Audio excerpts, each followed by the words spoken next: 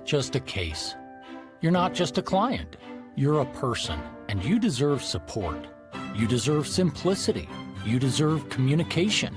When you hire an attorney, you deserve clear, risk-free advice that guides you to the best possible outcome in your injury case. And that's exactly what the advocates have been providing for over 30 years. After your accident, you deserve closure. You deserve compassion. You deserve peace of mind. You deserve an advocate. This is The Monty Show, the truth in sports talk streaming. When you want unbiased opinions about your favorite team without the spin, all you have to do is find The Monty Show, streaming live and available 24 hours a day, 7 days a week on YouTube. And now, here's Monty. Hey, The Monty Show, live on Thursday, April 23rd. Already my voice is effed. 2026 on The Monty Show. We are presented by The Advocates at theadvocates.com, the best injury attorneys in the business. 24/7, 365 at theadvocates.com. And a lot of people always ask me what I mean by clear, risk-free advice. When you've been in an accident and you don't know what to do, you call the advocates. They walk you through it step by step. Hey, what happened? How did it happen? Got hurt at work. My neighbor's dog. I was in an Uber. He ran a red light. All of it. You tell them, they go to work for you. And the best part is you never reach into your pocket. So you get that clear advice, and it's risk-free because you don't pay the advocates unless and until they win your case. So you get all the empathy. You get all the understanding. You get the dogged tenacity that is required to take on the insurance industry. That's what you get at theadvocates.com. Make sure you tell them you heard about it on The Monty Show. And legit, 24/7, 365, you could chat with an injury attorney live online. And it won't cost you a dime at theadvocates.com. NFL draft is tonight. Huge Mike Vrabel, Diana Rossini update. Are we burned out? Jake, are you burned out on the Mike Vrabel, Diana Rossini story yet? Nope, I'm here for it, dude. I think they made a bed and it's time to live in it. It's time to lay in it, dude. Well, they did that. That's how they got in trouble. And I should preface that by saying they unmade the bed, and now it's time to lay back in the bed for yet another time. So yeah. It seems like you're a huge fan of this story of infidelity and moral turpitude. Yeah, because it's both like what all of us dudes resonate with, but at the same time, it's also the destruction of humanity. What do you mean all of us dudes resonate with? Yeah, like all of us, like we've talked about this multiple times. Like this is like Mike's being celebrated, and Mike is being, he didn't lose his job, but she did, and it's just this whole thing. It's just this whole reality TV show kind of thing. So, okay. Okay. Listen, I think it'll be very interesting. I wonder how many really crappy out of focus pictures still remain. Because I love these pictures that came out, what was it, yesterday or something? You can't barely even make out who it is. But I mean, obviously it's Big Nose Kate. I think we all know that. Well, I just thought it was funny that there's like roses and stuff in the foreground, and she's like chilling like on a patio through the window in the background. Like it wasn't even to say that there was intent behind the photos, I think is putting it lightly, dude. I do think that bro did a good job of learning their schedule and taking advantage of the opportunity, but I also think there was some intent behind the photos. And welcome to the nightmares. Like, oh yeah, we're here for it. Yeah, dude. Like, I don't know how you're not here for it, dude. Yeah, hell yeah, dude. Yeah, absolutely, dude. That is so strange to me. I mean, it's a fascinating story. I guess on some level, I automatically go to Vrabel's wife because it doesn't seem like the Rossini household is marital bliss and this is some shocking turn of events. That doesn't feel like the Rossini marriage. What? The Vrabel marriage, I think he's got young boys. He's the head coach of the Patriots. He's a Patriot legend. He's smashing with a hot reporter. Like, do you know the beating his kids are taking at school over this? Can you imagine Can you imagine being Mike Vrabel's young sons at school today? Well, yeah, Big Nose Kate and your dad hooking up. Like, that's all he is getting. That's it. That's his kids are getting pounded by it. His wife, I am certain, in her rich women's circle of really expensive coffee drinks with all kinds of sugar inducing syrups in them. I'm sure that they're sitting around and she's crying into her caramel macchiato caramel drink. I can't imagine being Mike Vrabel's wife. Caramel macchiato and stuff. I cannot imagine being Mrs. Mike Vrabel. Yeah, I just think that am I burned out on this story? Hell no. How did she find out about it? Vrabel's wife?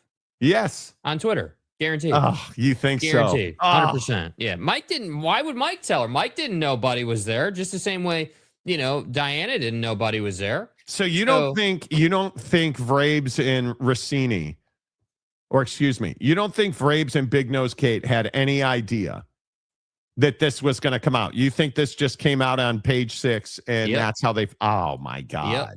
Yep. That's Absolutely. worse than I thought.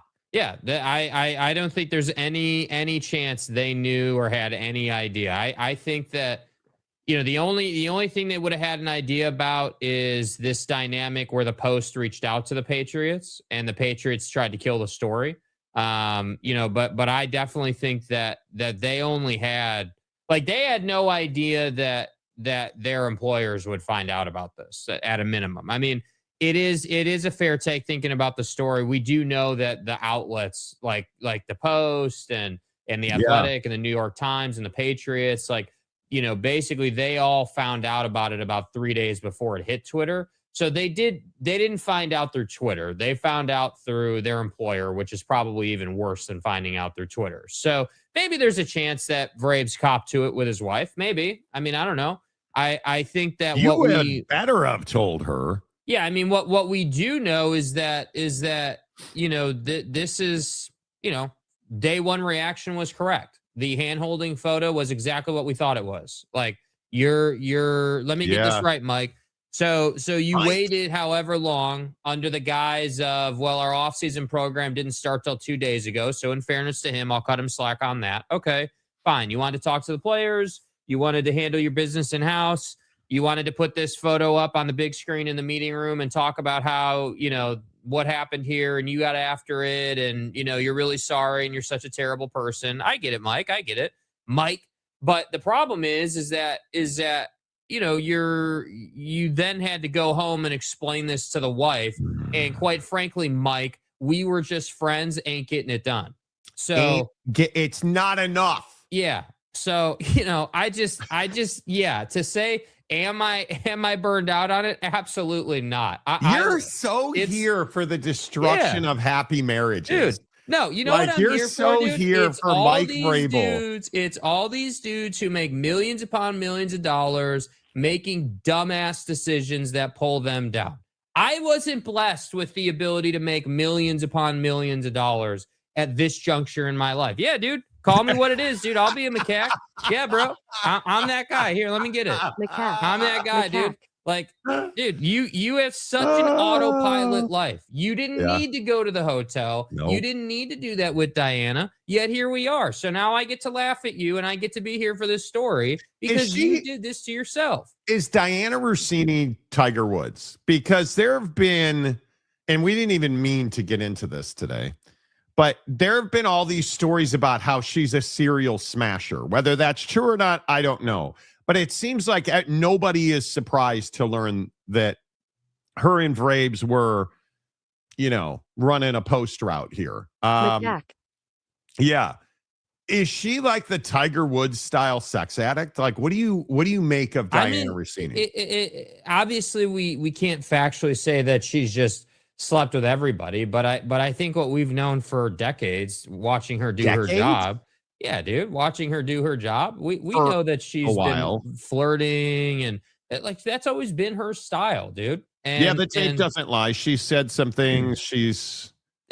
So the Tiger Woods comparison, yeah, she is one of the best NFL reporters that we have today. I mean, again, that's the difference for me. I don't degrade her ability to report on the NFL based on what these two did together. I still think that she's more than capable of doing great work, and like she could easily have her own outlet and everything. But the problem is, as usual in these cases, she's going to have to lean into this, dude. You're going to at some point have to come out and talk about what you did here, or you're going to have to address it in some form or fashion. The statement of, when she put that initial statement out about like, hey, I'm resigning, because I don't want this to, catch flack with the Athletic and the New York Times, but under no circumstances did I do anything wrong. Well, it turns out you were lying, dude. It turns out that you denied it. I wouldn't say she was lying. She didn't say she didn't have sex with Mike Vrabel. Let's make that very clear.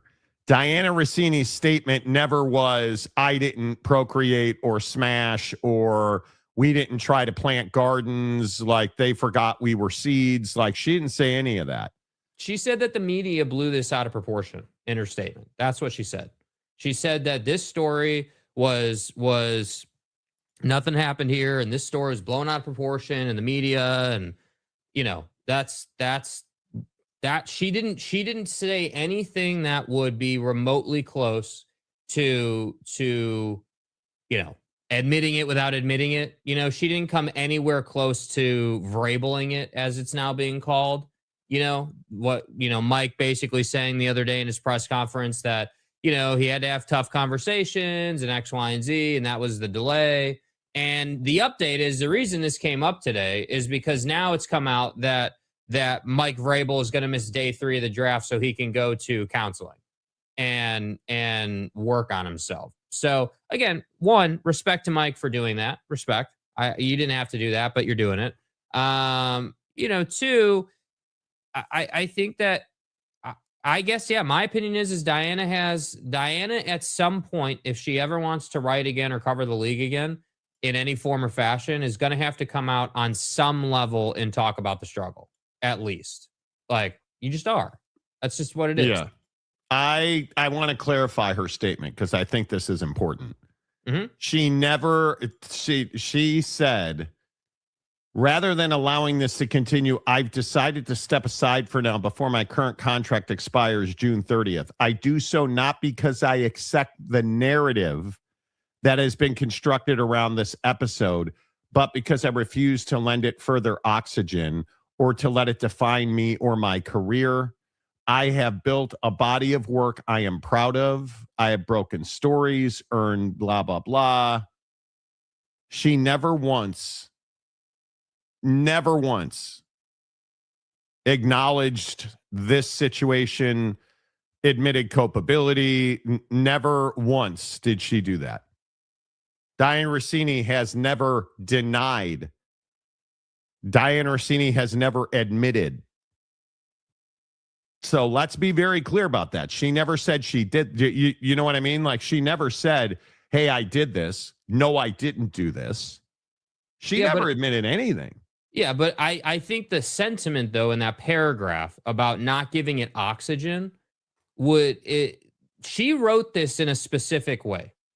And I'm not indicting her for it, but the simple fact is that you wrote this in a way that insinuates that the story is not true and that the media has pushed a narrative that is not accurate or indicative of the situation. So when you say things like, I'm resigning because I don't want to give the narrative around this, I think she said episode, oxygen, you're insinuating that this is just like a fabricated narrative, that the media just jumped all over something and it's not what it looks like.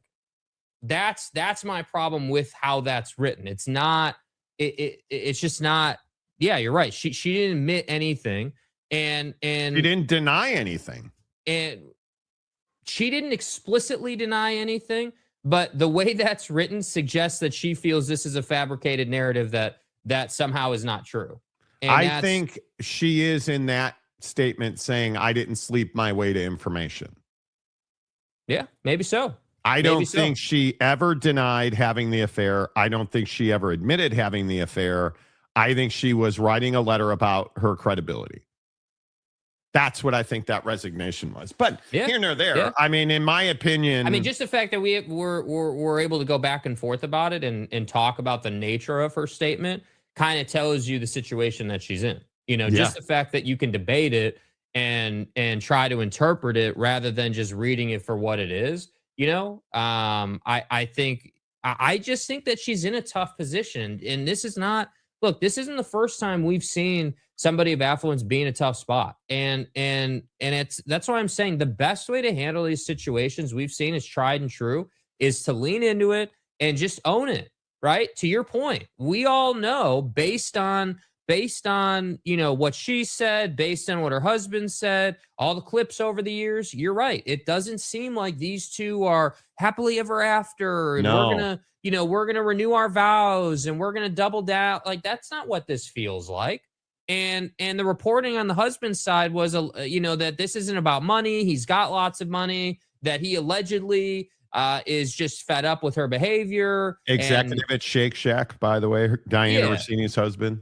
So, like, I just feel like if you're Diana Rossini, you have housekeeping to do now. You need to go and get on the same page with your husband, whether that is going to be to split or whether that is to apologize and make. And they have young kids. Yeah, right. So that's what I'm saying. Like, I just think I don't know what's best for her. What I know is that she's got a lot of money, dude. She's been paid a lot of money for many years, and she's not in a place. I wouldn't think, unless there's been financial misstepping, I wouldn't think that she's in a place where she's desperate for income or like kind of has to force the issue to make money. I wouldn't think. And as you said, he's loaded too. So I think they're fine on money, which my point is, I'm not sure how long it's going to be before we hear from Diana again. That's going to be the interesting part. I think it won't be long. I think she may not get a job in traditional media. Who'd be surprised if she popped up at Barstool? Who'd be surprised if she popped up? Yeah. In a scenario like that? Yeah. I would not be surprised. She already does a podcast with Chase Daniel. I'm interested to see if that continues. Right? Like, yeah, he played. Are you sure he played linebacker at Ohio State? I thought it was Michigan. Ohio State. Bailey with the obvious comment of the day. He's football royalty, man. I guess they didn't expect him to lose his job, but I just don't feel like he's paid any professional consequences, and she's lost everything. She's lost everything. And I guess in the organization where Bobby Kraft got lucky that some cop didn't check a box on a search warrant. You guys remember that? Allegedly, Bob Kraft was handled at a massage parlor in Florida. And there was police video surveillance in said parlor. But they forgot to check a box on a search warrant. Yeah. Yeah, buddy. Has Vrabel's wife called the advocates yet? Don't believe she has. No, I don't think so, dude. You know, every time Jake says Mike for Vrabel, I feel guilty and did nothing. Mike. Okay. It's that type of show today. Yeah. Oh, look. Chaplain James White is here. Wow. We're saving people again today. It's always so good to see Chaplain James White. I mean, you know, he and his 86 teams he roots for are well represented. Oh, and now we have JPW Ministries. What? Bro, this is yet another burner you have, dog. How many burners do you have? How many Gmail accounts have you made, bro? Dude. Good night. How many? Good night. Diana gets a show on Outkick. Maybe. Well, that would not be surprising with the moral. But this is what I mean. Level there. So let's say that she comes back and begins profiting off of this story. Like she gets her own show and gets like, I'm not begins profiting. Yeah. God, you're such a hater. How What am do you I mean? hating, dude? Should she just never work again? No. But what if she comes back? Because your whole take is she's lost everything and she's the victim and Mike's had nothing done to him. But what happens if she comes back, leans into the story, and is welcomed back with open arms, not in traditional media, but to the world? I mean, it's bro. She was an NFL reporter at the New York Times. Mm-hmm. You're not getting back to that level. Mm-hmm. That's over with. That ship has sailed. It doesn't matter the money you make. It's your credibility. This is now a footnote on her resume at the very best. At worst, it's what people will remember her for, rather. Mm-hmm. So she now needs to start her own Jersey Girl podcast, okay? She says she broke stories, but never admitted to being a homebreaker. I don't think she's a homebreaker. See, like, it's that right there. Like, calling her a homewrecker, I just think come on.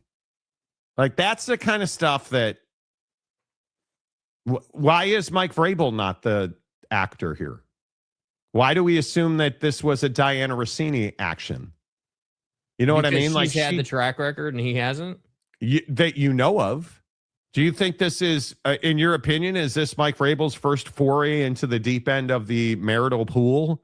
Yeah, maybe not. But the reality is, in the public eye and in what we're able to know, like, he's not out on Twitter having these different clips and doing these podcasts and saying these different things. I mean, he's just been a football player, so I'm sure that he's done stuff. I have no doubt about that.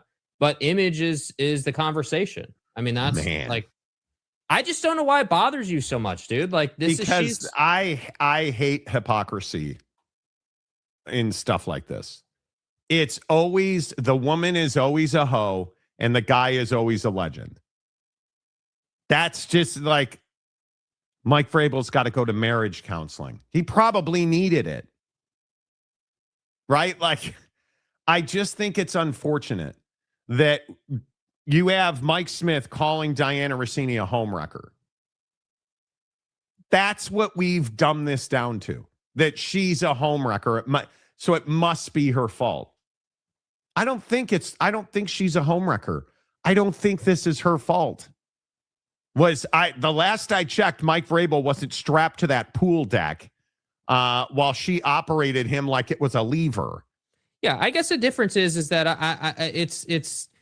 I'm not here comparing their two situations. They're both culpable. They both made a decision to be there. Mike knew what he was doing. He's a grown-ass dude. She's a grown-ass woman. They made an adult decision. But I'm not going to feel sorry for a double standard or holding her accountable to the image that she has created. There's no denying it. There's no disputing it. You don't go on podcasts and talk about how you and your husband aren't close or I mean, she just said all those things over the years. We can go and pull all the clips or whatever. You guys know what I'm talking about. She's done that to herself. She didn't need to do that. She didn't need like we're I guess I just feel like the part that doesn't get talked about enough, and if we really want to talk about her, is the damage she's done to every other female reporter now because of this story. And that's the difference, dude, is that, yeah, is there a double standard because she's a woman and he's a dude? Yeah, on some level there is. Absolutely. And that's unfortunate. I've said that from day one about this story. But just because it's unfortunate doesn't mean it's untrue, right? There is a double standard. We are seeing it alive and well, obviously. But I also think that there's this conversation about, you're a reporter, bro. You have an ethical standard here. You're not an NFL head coach. It's two different positions to be in. He has more job security. That's just the truth of it. He's in an organization with a degenerate leading the organization. We know that. We've seen that. That's just what it is. And so you like this has been going on since Mike was in Tennessee. Like, allegedly, like, people are going back through your tweets and looking at the things you tweeted about them skipping on Tom Brady and wanting to be more in on Ryan Tannehill. And like, Like, this is what happens now. So I don't spend time being like, oh, well, man, everyone wants to say I don't think Mike's a hero. I think Mike is a douchebag, dude. Like, you just ruined your marriage and now you're going to counseling and you're the problem in your organization. How did you accomplish that, dude? Yeah. I don't believe, sadly, excuse me, I don't believe Mike ruined his marriage. I have no idea. I don't get that vibe. You're missing the draft so you can go to marriage counseling. Okay, cool. He has suffered no consequences. So what would make you feel better then? If he lost his job? No. It would make me feel better if people weren't referring to Diana Rossini as a homewrecker. I just think that the double standard is annoying to me.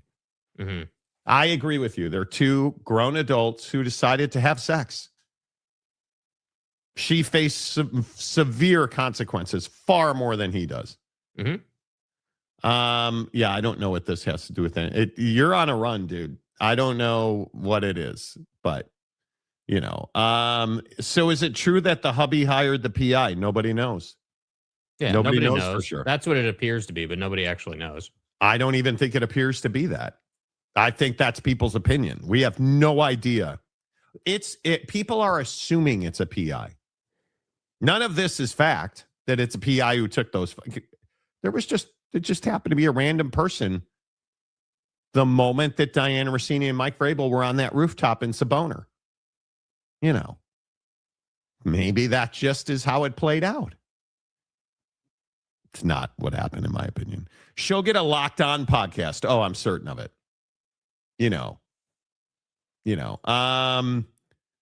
Provo Dave and Arizona Rossini on the next episode of Barstool Sports. Okay. She can co-host Fox and Friends. Okay. Bailey, do you love Lamp? Okay. Wow. I can see her doing something with Barstool Outkick or some type of podcast. And she already has one. I think that's where she's going to wind up. She's going to wind up on the land of she'll probably sit down and do a television interview or a podcast interview. If she was smart, her and Chase would sit down on their podcast and and do the deal. At some point, she's going to come out and talk about this. At some point. Is that on TMZ? Probably not. No. Probably not. But hey, man, who doesn't like a handy every now and then? I'm not questioning that. I think James is low-key related to Rick and Morty somehow. Homie has personality for every universe. He really does. Nice cartoon avatar pic of James with JPW Ministries burner account, right? Like, how many burner accounts do you have, dog? Is this the difference in how society sees male versus female issues? Oh, for certain. I'm a Pats fan myself and think Fable needs a little bit of help or punishment, for lack of a better term. I mean, listen, Vrabel, he's going through it a little bit. I'm not saying he's getting off scot-free. By saying thank you. Thank you for your patience that you've shown in a personal and private matter for me and obviously everybody involved. I know that that's not easy for you, and I respect that, and I appreciate your efforts in doing so. I understand I could have addressed you guys sooner, but it was important to me to have a conversation with the players, which I did yesterday, very candidly, as we began our off-season program, which everyone is excited to be a part of. Stacy had mentioned the players' availability, and it was never my intention to have them speak to you or address you before I did. With that being said, I've had some difficult conversations with people that I care about, with my family, the organization, the coaches, the players. Those have been positive and productive. We believe in order to be successful on and off the field, you have to make good decisions. That includes me, that starts with me. We never want our actions to negatively affect the team. We never want to be the cause of a distraction. Those are comments and questions that I've answered for the team and with the team. We'll keep those private and to ourselves. Care deeply about this football team, and I'm excited to coach them. I also know that I'm going to attack each day with humility and focus. And what I can promise you is that my family, this organization, the team, the staff, the coaches, everybody, our fans, most importantly, will get the best version of me going forward. Okay, one, dude is a professional coach speaker. One. Two, you want to make Tiger Woods comparisons, dude? Saying that this is a private matter is the full Tiger PR play. Please private. don't look at it. Please don't go look at my history of condom purchases. That's private. Yeah, that's HIPAA. That's private. You know, I still can't believe that Tiger's trying to keep his prescription drug history private. I think that's HIPAA. Oof. Like, that is an ugly story.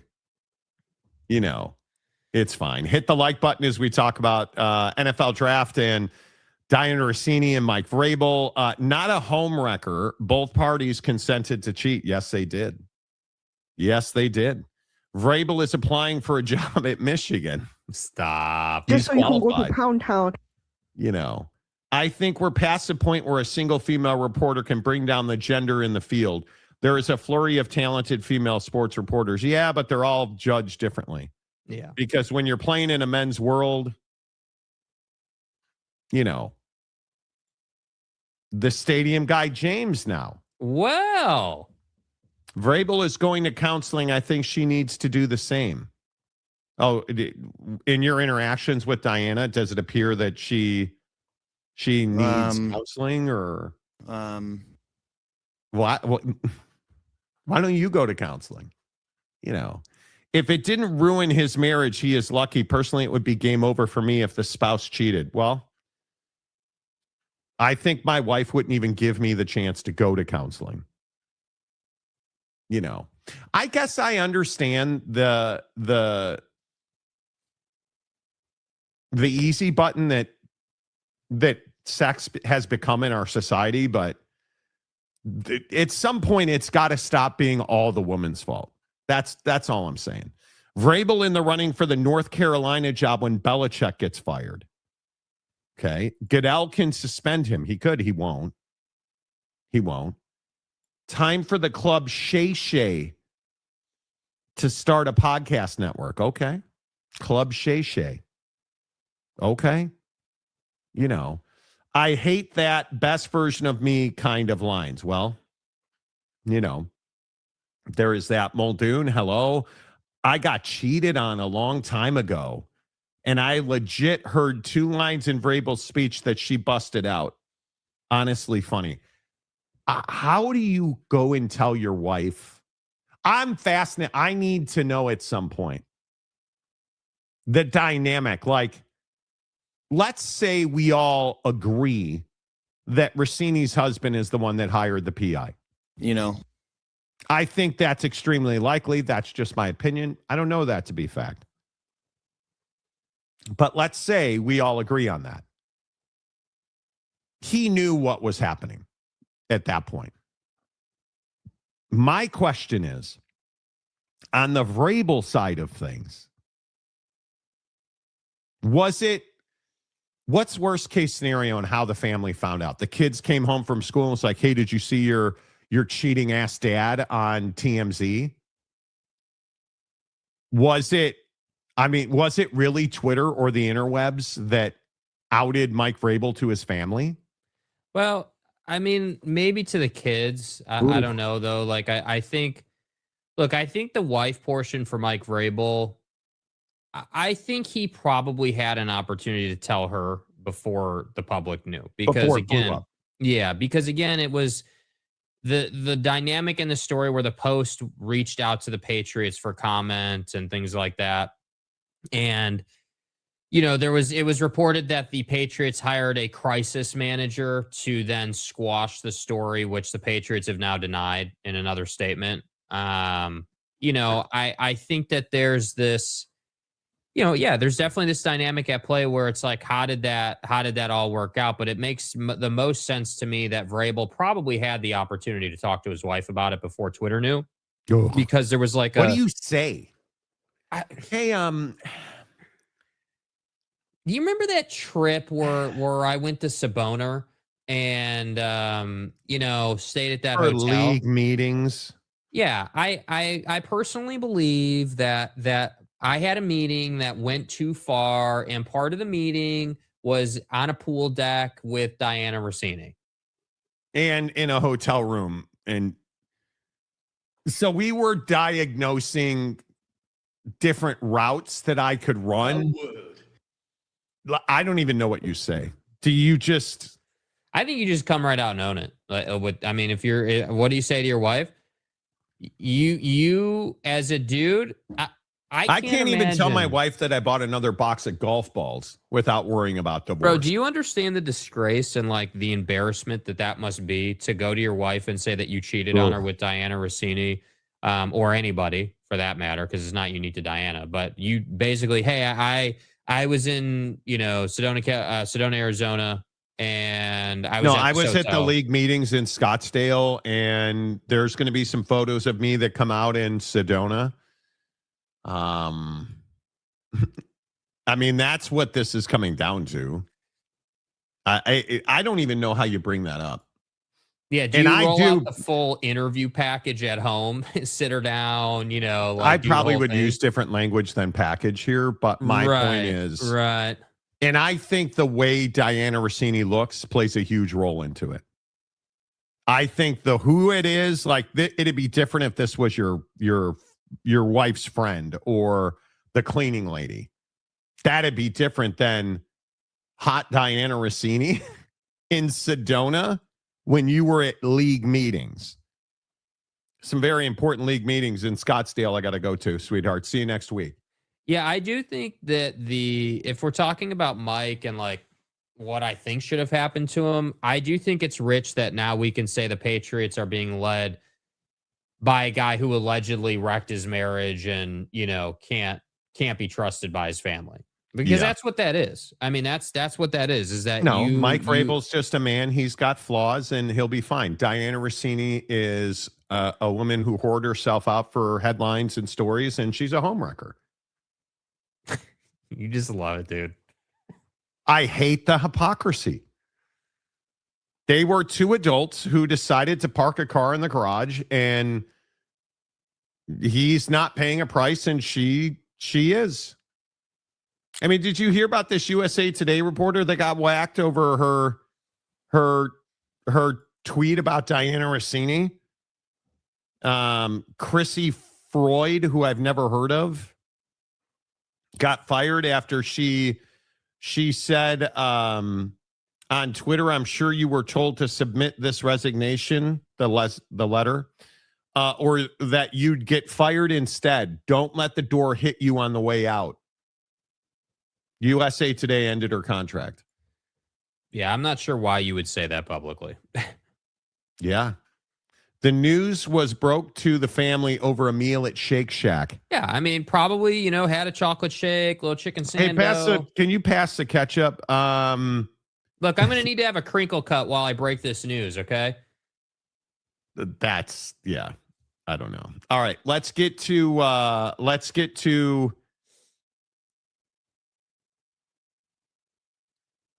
go Big Ten SEC. Because I have a lot to say in the NFL draft, and as usual, I'm right, and Jake was wrong. So we'll save that for the best part of the show. Yeah, it is going good, and stuff. Jake is so unhappy Jake hates the NFL. I'm convinced you hate the NFL.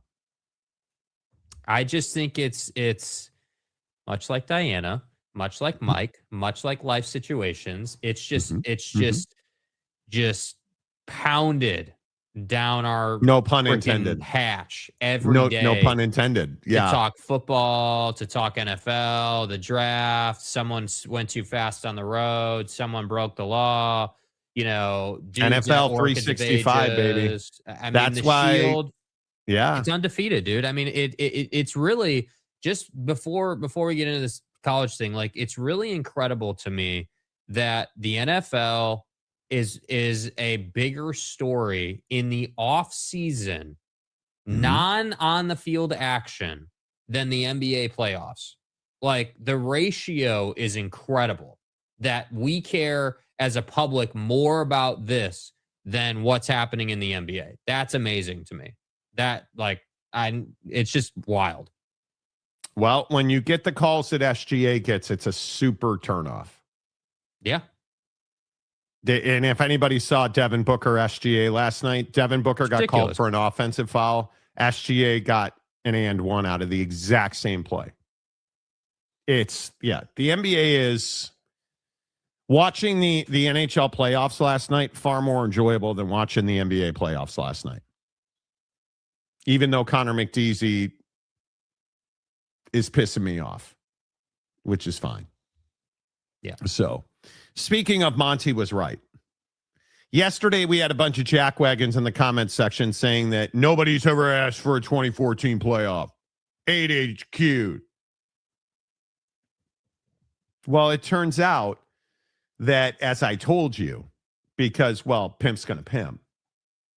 Not being a homewrecker and all, I can say these things. Right. That nothing came out of the meetings yesterday with the executive committee. Nothing came out of those meetings.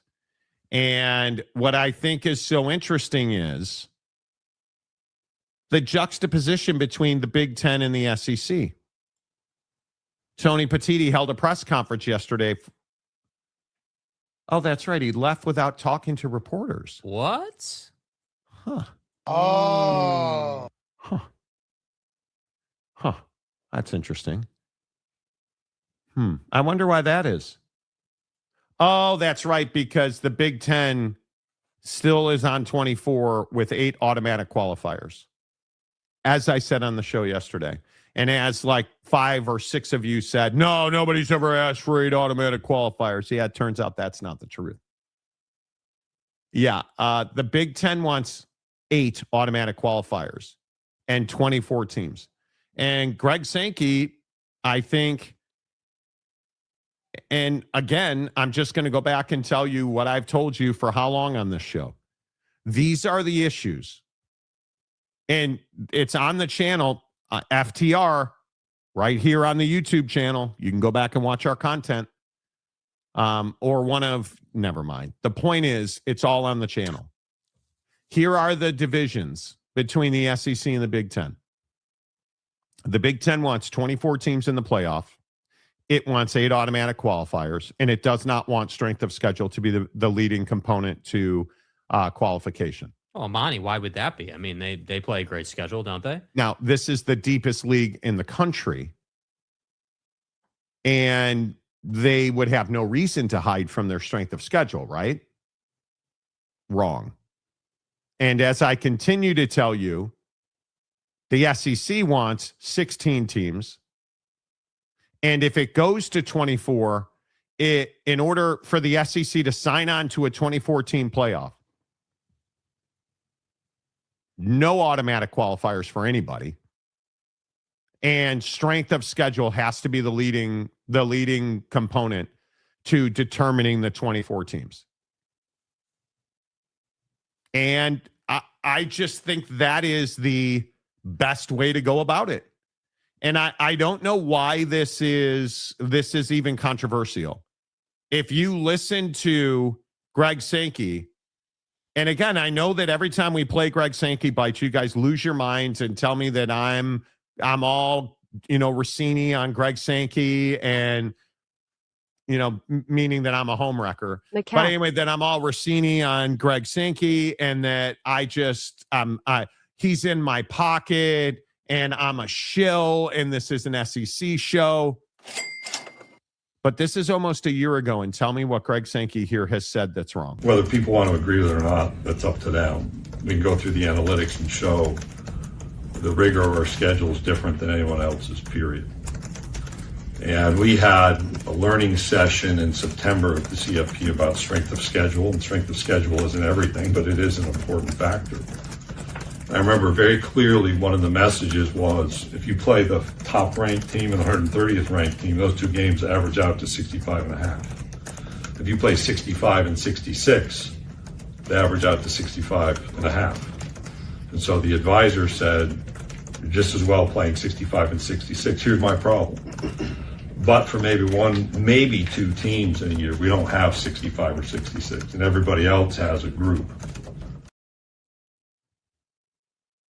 What's wrong? What is he said? What did he say there that is incorrect? You don't have to like Greg Sankey, but you can't say that their strength of schedule is weaker than the Big Ten's. And that the strength of schedule, because I don't think there's any question that strength of schedule is the bright light that nobody wants to shine on their conference, unless you're the SEC. And the Big Ten, as I will continue to tell you, that's a 3-team league depending on how Michigan bounces back this year. It's 3, maybe 4. And if we get really crazy and USC does some certain types of stuff, maybe 5. That's the extent of it. And I think the hardest part, and the thing that Tony Petitti doesn't want to talk about, is he does not have depth in football in the Big Ten.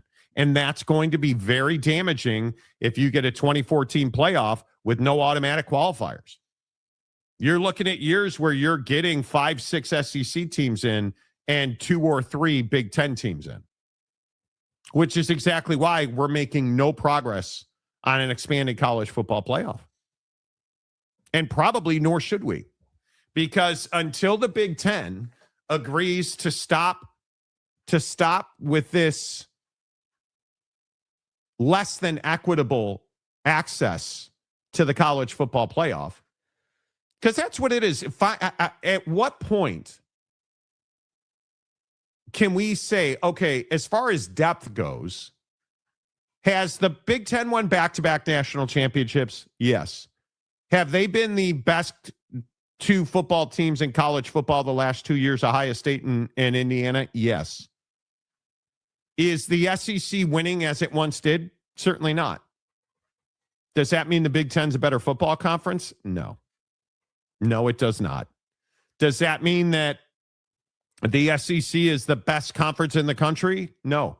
But what I know is the Big Ten under no circumstances should get 8 automatic qualifiers into the college football playoff. Why? Why should we give them 8? Help me explain it. Make your case for all the Big Ten homers on this show. Make your case that Ohio State, Michigan, Oregon, who else would deserve an automatic qualifier right now today? And I'm being generous with Michigan.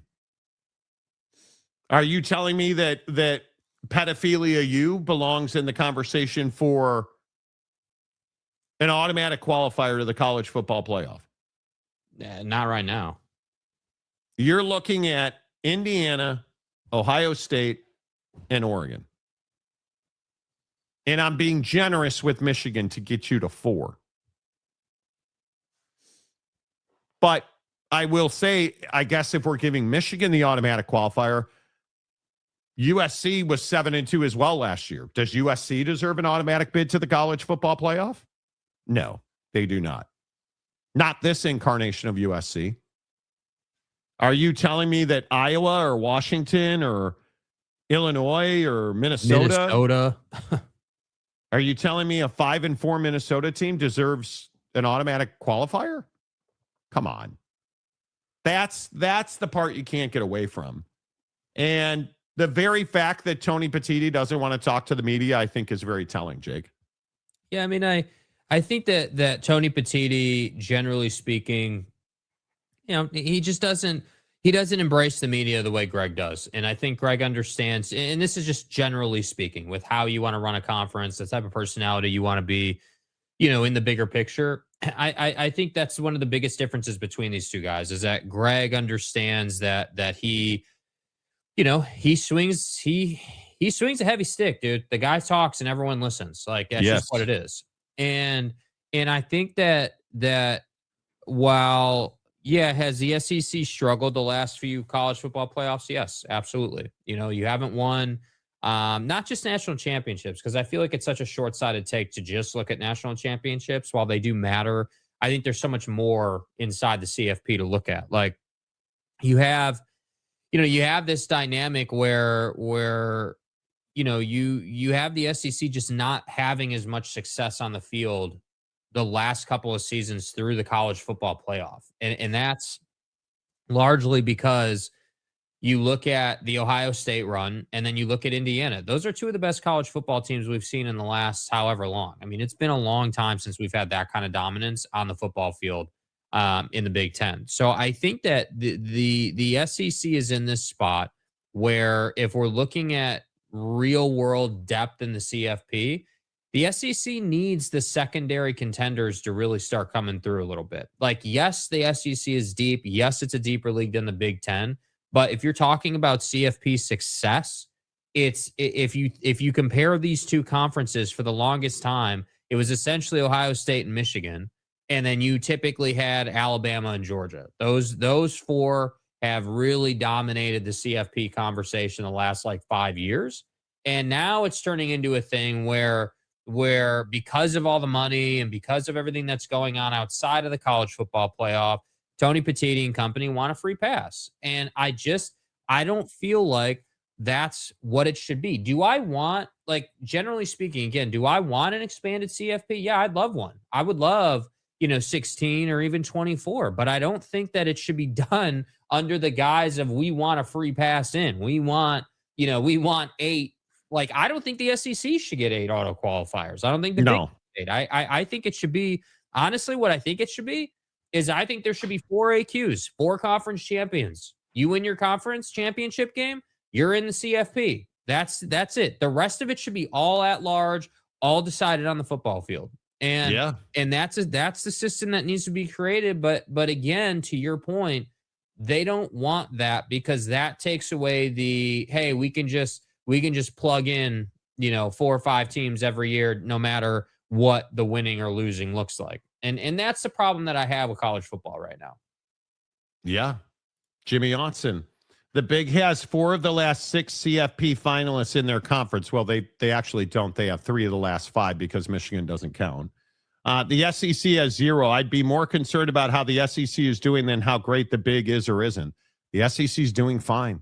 You have 6 10-win teams last year. How many CFP finalists would the SEC have if they played in a soft-ass conference like the Big Ten? You can't just look at a final in a game and be like, oh, the Big Ten's a better conference. You simply can't.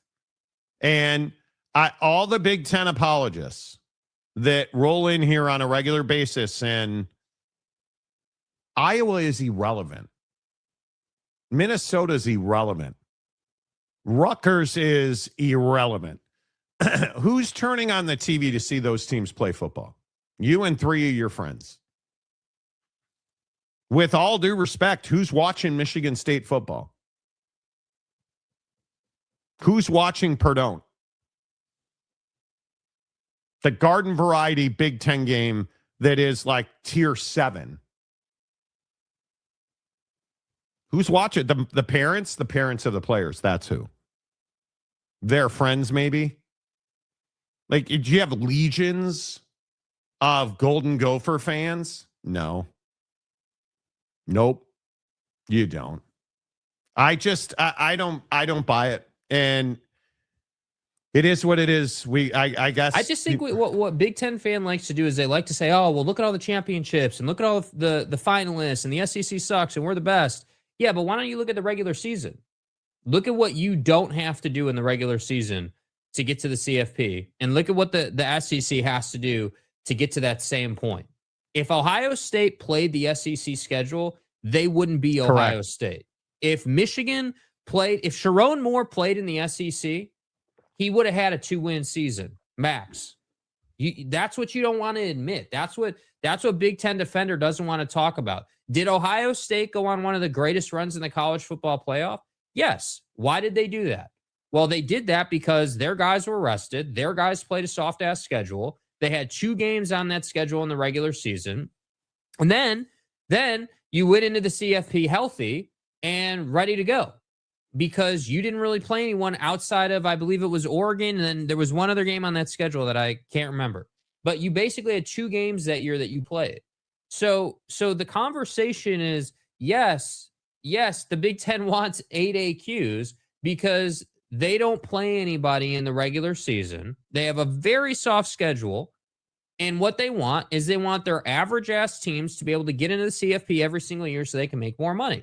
But everybody and their mom knows that if even the best teams in the Big Ten, put Ohio State in the SEC, and you tell me how many 10-win seasons that squad's going to generate every single year for like the next 10 years.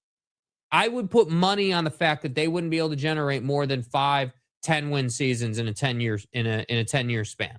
And why? Because look at the talent.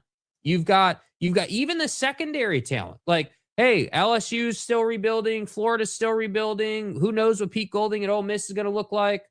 But look at Bama, look at Georgia. Like, look at these different schools that just are deep as hell, good as hell, and they play these super. Look at the Alabama-Georgia game last year, dude. That's one of the best college football games we've ever seen in the regular season, bro.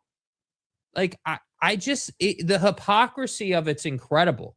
That Big Ten fan, like, I'd almost rather Big Ten fans say, yeah, you know what? Like, yeah, regular season soft as hell, but that's giving us a huge advantage over the SEC and the CFP, and we don't want to change that. If you would just be honest about that and just say like, yeah, we have a huge advantage to the regular season. We absolutely live and die on that. And then we get to the CFP and we're rested, and that gives us a big advantage. I would be fine. I could respect that. I think all of that's the bottom line is the Big Ten hasn't earned 8 automatic qualifiers, and there's a reason he's asking for it, because he knows they're never getting 8 teams in. It would almost be thievery to have 8 Big Ten teams in. Notre Dame James for $2. The SEC goes deep. 8 AQs sounds about right. How? Okay. How are we blacklisting Notre Dame, dude? How? I'm not a Notre Dame fan. I don't root for teams that don't let their players have names on the back of their jerseys. Go Frogs. Yeah, because in the difference, I guess, James, is you don't have teams with history and tradition. So, you're more about, the greatest tight end who was going to be amazing and running backs that get DUIs. You do you, bud. Yeah, bro. You do you. I love that James is trying to take shots at Notre Dame for not having names on their jersey. Yes. Oh, look, wish you were me. Your one comment for the year. Yes, 11 teams in the top 25 for strength of schedule. Keep talking about your feelings, not facts. Right. I don't understand why you watch this show. You're wrong about everything. Like, you're one of the guys that has constantly come in and just run out Big Ten narratives with no facts to back it up. So enjoy your place for invisibility. Just ask Summerall. The Big Ten just haven't earned it to have 8 teams. They haven't earned it. That's right. Absolutely right. Big Ten football is like Big East basketball for the last 10 years. 2 or 3 excellent programs at the top that win natties, and then the quality drops from there. Totally agree. I totally agree. Jay Beers, yeah, no way Big Ten deserves 8 teams. Absolutely ridiculous. This is another reason why expanding the playoff is going to be difficult. I do think 24 would be so fun. I don't have an issue with 24. It's never bothered me. 16, 24, 179. It's always about how you determine who those 24 teams are. And strength of schedule is absolutely, without question, got to be the number one factor. I've been saying that for how long? It's got to be the leading factor because it is a determination of the quality of your win, the quality of your opponent. You have to play 10 P4 programs every single year. It should be the minimum bar. I have no problem with week 0 scrimmages. None whatsoever. I think you need them in your schedule. I have a problem with Alabama playing Mercer in November. That can't happen. It just can't happen. It just is not feasible. I think Ohio State would go 11-1 if they were in the SEC. Okay. Well, good luck backing that up. They don't go 11-1 in the Big Ten on a regular basis. Backing that up, dude. What are you talking about? I love this too. Oregon gets in the conference year 1, goes 13-0 and wins the conference. Yet you guys are trying to make the argument that the Big Ten is not soft. Like, come on, dude.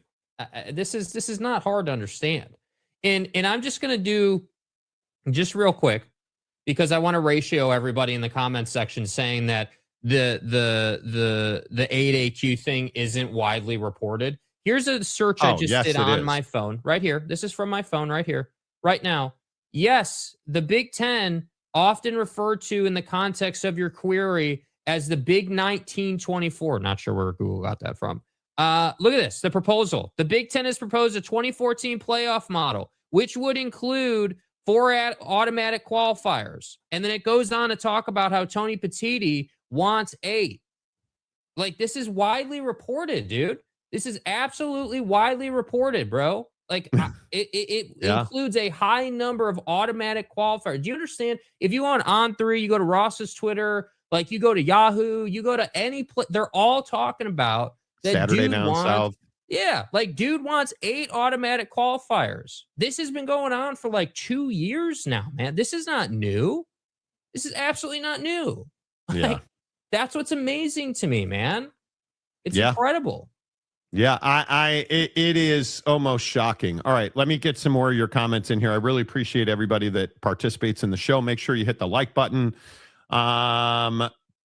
Let's see. Where are we at here? I'm not a Notre Dame fan. Go Frogs. Well, it's just that you're commenting from all of your accounts. Bobby Bagels, another Big Ten guy. I believe you're an Iowa fan. Cryptic, obviously you do, or you wouldn't have responded. Yeah, and dude, Bobby, like you're out here criticizing me in the comment section earlier about Ohio State's run. You're not willing to admit or cop to the fact that, again, Ohio State played a super light schedule and was rested, and that's been studied, dude. It's actually been talked about multiple times that the advantage, and head coaches talk about this a lot in the SEC and the Big Ten. Hey, we build our schedule so that we play lighter competition through the season. That way we're rested for the CFP. Kirk Cignetti's talked about that. Yeah. So I just don't understand why we can't get on the same page. I agree that the Big Ten has dominated the SEC the last several years in the college football playoff. I agree with that. Like, the SEC's got work to do. I agree. However, I'm also not going to give the Big Ten just a free pass to do whatever the hell they want to do because they've had 3 seasons of success in the CFP. Like, I'm not doing that, dude. Yeah, and our TV friend Marcus makes a great point. The 8AQ is about a lot more than simply the lipstick on the pig of getting 8 teams into the college football playoff. It's how you make money. It's how you are paid. If you don't get 8 teams in and another conference does, that next year is going to be hell for you. That's exactly right. And why is that? Because when you get 8 teams in, you make a lot more money. When you get 8 teams in, you're going to play more and more college football playoff games, which means you get a lot more money versus getting 2, 3, 4 teams in. Why is it so devastating that the Big 12's never been able to put multiple teams in? Not making money. You're not making money. So you're stuck in this thing. So when somebody tells you, and this is my biggest issue with 8 for the Big 10, 8 for the SEC, 4 for the ACC and the Big 12. Do you know what a strategic and financial disadvantage being capped at 4 automatic qualifiers is? Yeah. Do you know how financially devastating that is? That's a great point, Marcus. Do you know how financially devastating that is for the Big 12 and the ACC? So any of the jackwagons out here being like, oh, well, Big 12 only deserves 4. ACC only deserves 4. Do you know how you're just handing them a shovel to dig their own grave? You can't, that is the quickest path to crushing college football. And I think Greg Sankey knows that. Because what has he consistently said? Got to expand the game. Can't contract it. Has to be a national game. Can't just be a regional game. That's exactly right. It's why you see teams like Texas and Michigan playing big games early in the season. It's got to happen. It absolutely has to happen. In the grand scheme of things, why do the Big Ten even need that many auto qualifiers? The Big and the SEC will get the majority of those extra slots, I would think, Precisely right? my point. Mike, that's exactly right. That's a great point. Home wrecker. Yeah, I mean, I just think it's just funny that the conference that seemingly tells you that they're the best and they run everything wants a free pass. And I just you asked me earlier in the show if I got burned out on a topic. I'm burned out on Big Ten homers saying that everything runs through the Big Ten and that the Big Ten is somehow the best conference ever. I agree. Again, I'll keep saying it. Yeah, you've had some success. You've been on a good run the last couple of years. That doesn't mean that you're deep or that somehow, like from a fiscal standpoint or just from an overall success standpoint, that you're a great athletic conference. There are some areas where you're good, a lot of areas where you're not. And their biggest brands excel in the Big Ten. Let's be very honest. Yeah. Their biggest brands excel. But for the Big Ten to be good, Bobby Bagels, we need Iowa. We need Roy Marble type shit at Iowa, right? Like we need Caitlin Clark at Iowa, consistently putting their basketball programs, football. Like you need your big sports to do well in 3/4 of your league. It's why the SEC being such a behemoth in basketball the last several years has really helped propel them financially. It's not a question of do the biggest brands in the Big Ten do good things? They do. They do. The question is, how do you fix Rutgers?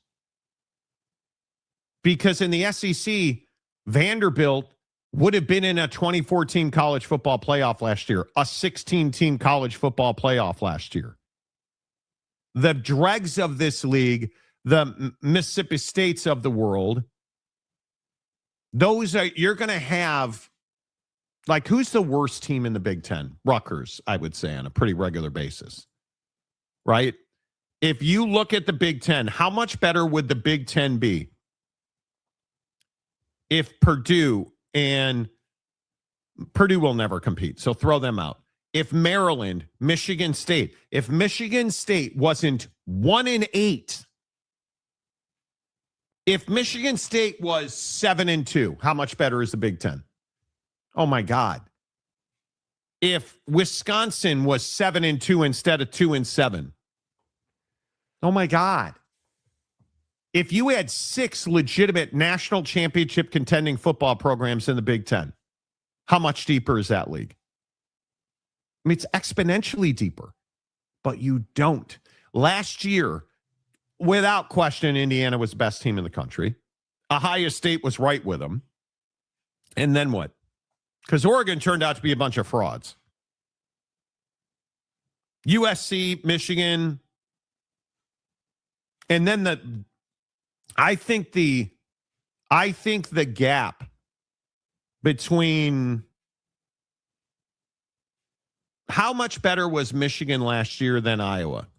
Probably not much. Right? Probably not much.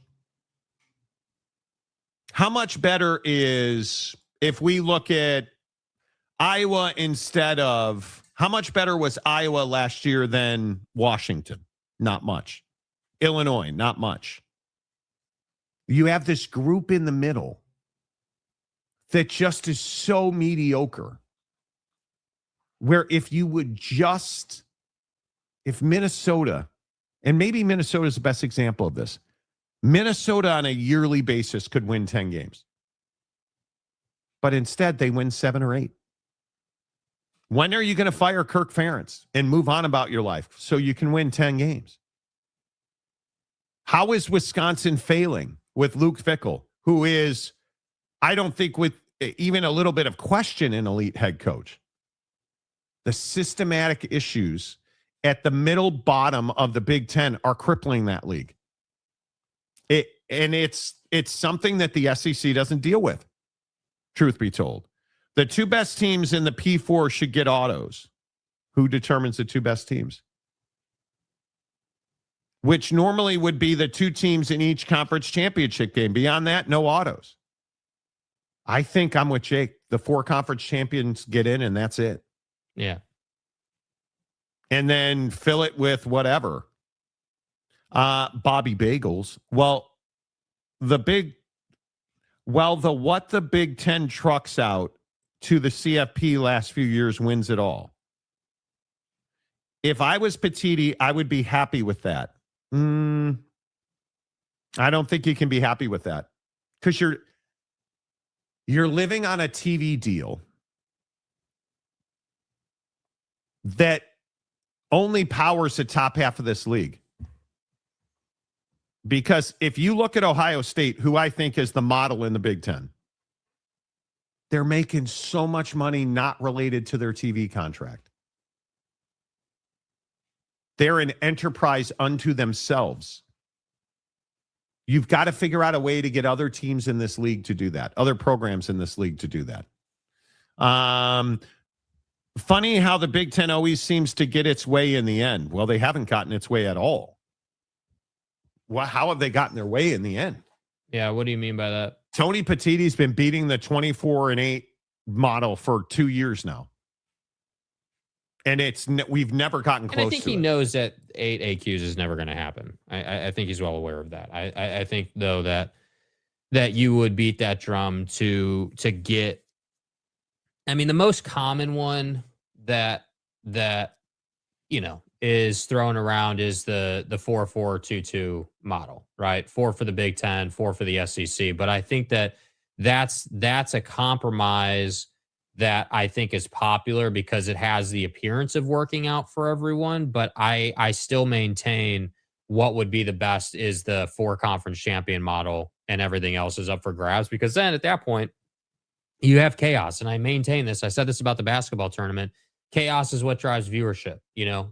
Getting good matchups where there's a lot on the line early in the CFP is what drives viewership. In an ideal world, you want the Texas Ohio State game from week 1 to be in the first round of the playoff, because then you're sending, you're playing. There's a lot on the line, dude. You're one of those big boys is going home, and obviously that's SEC and Big Ten, and I just think I don't know, man. I hope that at some point we can wake up and do a show where the new system's in place and we actually have progress to talk about, because I feel like the reporting out of Ross and everybody who was there is just it largely is the same. It's consistent of hey, not a lot of progress was made. We're just sitting here talking and spinning, and that's that's the problem. Is that it's just I don't know how this group of people makes progress on this. I don't, because there's no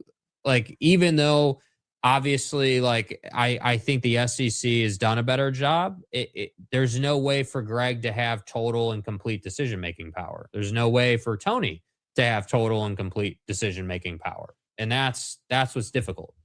Yeah, I don't think there's any doubt about it. Here's the last question, because I do want to get to NFL draft. Should the G6 have a spot in the college football playoff? My answer is not changed, and the answer is no. I think there's an appetite for a G6 playoff system. I think that the Pac-12 can mouth breathe its way into, we're amazing, I want automatic qualifier. They can't even agree. And it's very interesting how just subtly the language on a G6 qualifier changed? Did anybody notice? The change in wording is a detail of the new CFP contract that some G6 leaders were unaware of until earlier this year.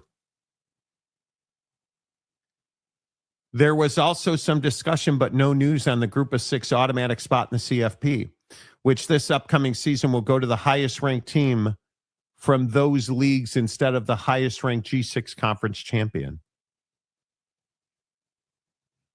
Who's been the one trumpeting that? That'd be good old Gouldy at the Pac-12, who does not want the highest ranked conference champion because it's going to be very difficult for the Pac-12 to qualify for that. She wants the highest ranked G6 team, not the highest ranked G6 conference champion. Yeah. And she got her way. And I am here to tell you that there is a lot of momentum not to have the G6 in the college football playoff if it expands. Because I agree, it makes no sense. And I think people are starting to finally see and realize the G6 game is a tune-up. It's almost a reward. When you look at the results over the last several years, the lack of competitive football with the G6 has been stunning. Vast. It has been stunning. And you have somebody like Boise State who can go to Autzen and give them hell, but not win the game. And everybody's like, see, Monty, they belong in. And then they get in, and what happens? They get crushed because they don't have the depth and they don't have the size of human. Because they don't have the funds and the infrastructure to compete with the P4s. And I think it waters down the college football playoff when you put, let's just put the highest ranked G6. And the soccer writer in Poughkeepsie is the one determining who the highest rated G6 football team is. It waters down the product. Yeah. And there is momentum and money for a college football playoff style system for the G6. And I think that's where they belong. Because the truth that nobody wants to tell you is the G6 leaves money on the table for a lot of reasons without if they never build their own playoff. Because one group of 6 team getting into the college football playoff, what does that do for the G6? Not a whole lot of anything. Yeah, and I almost think, nothing. I think the real problem too is like when you look at the G6 and the lack of performance, I have to say, like, you can't ignore the fact that the Big 12 struggles in the CFP are kind of similar to the G6. I mean, you look at the tech performance, you look at, I mean, just look at the Big 12 and look at the lack of success in the CFP and how, I mean, you got shut out, dude, last year in the CFP. You didn't score a single point. Like it's rough. I agree that the Big 12 is better than a G6 conference, but if we're talking about CFP success, there's not much more to lean on. I mean, that's why I say I think that this, if we set the Big 10 SEC argument aside for a second, and you just look at college football as a whole, I mean, it really is this thing where I don't think the Big 12 is going to fold per se or like go away, but you're getting into dangerous territory around lack of CFP success. Like the ACC at least can say, hey, well, we had Florida State, obviously Miami, we Clemson was a huge contributor to the CFP pre global shutdown. Right.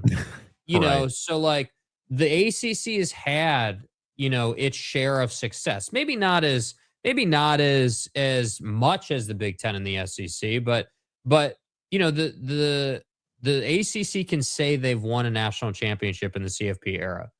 The Big 12 hasn't even been, what do they have?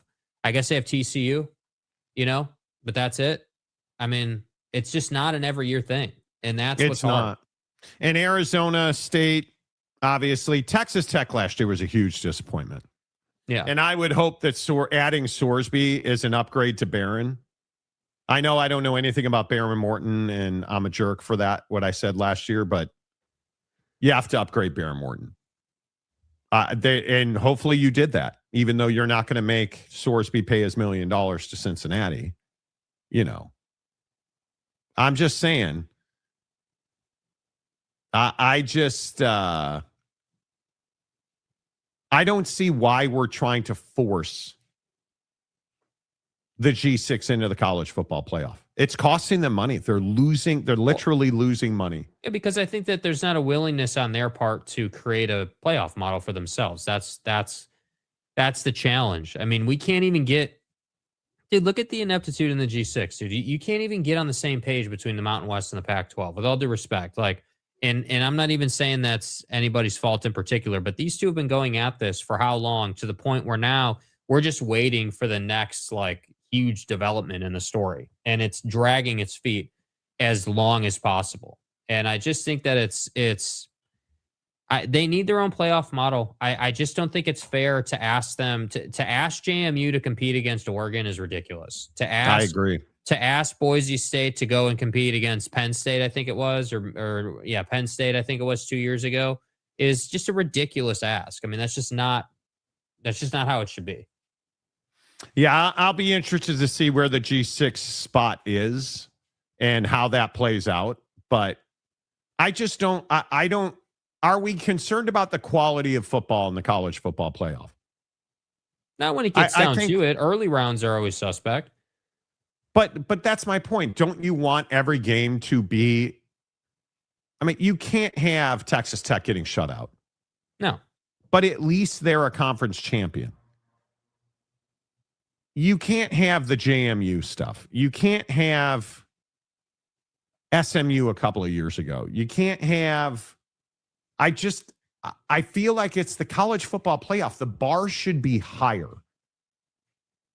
Everything, it just means more. Well, then give me the 24 best teams if that's where we're going. Can we honestly sit here and say that any G6 team is one of the best teams in the country at any given point? No. No, I don't think you can say that. I don't even think that that's hard to come to that conclusion. Boise State was never one of the 12 best teams in the country. That just wasn't the case. Even when Ashton Ginty was at his best. Yeah, you just weren't.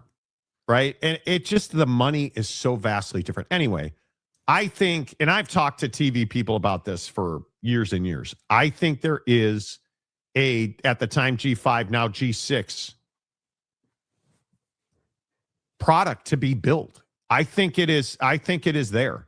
And I think once we figure out where the P4 is going and what we're doing with a new entity, and because I also think, again, not to be redundant, a new entity eliminates 24 in automatic qualifiers.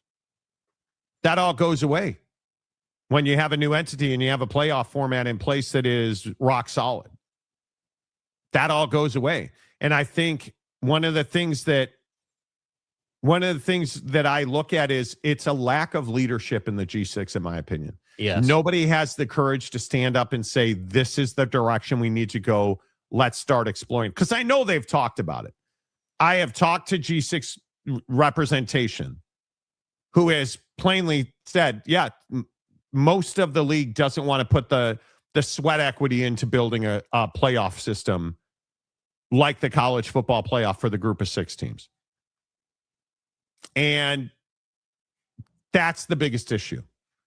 And I also think you're talking about athletic directors and college presidents that are so knee deep in the mud already that they feel like they don't have time or energy to do that.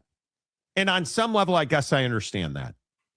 Which is why you need a league office of sorts to help you with these things, right? You need that. That's my point. That's why nothing ever changes in college football, because the NFL has this advantage where there's a league office and a group of owners who can get together and hammer things out.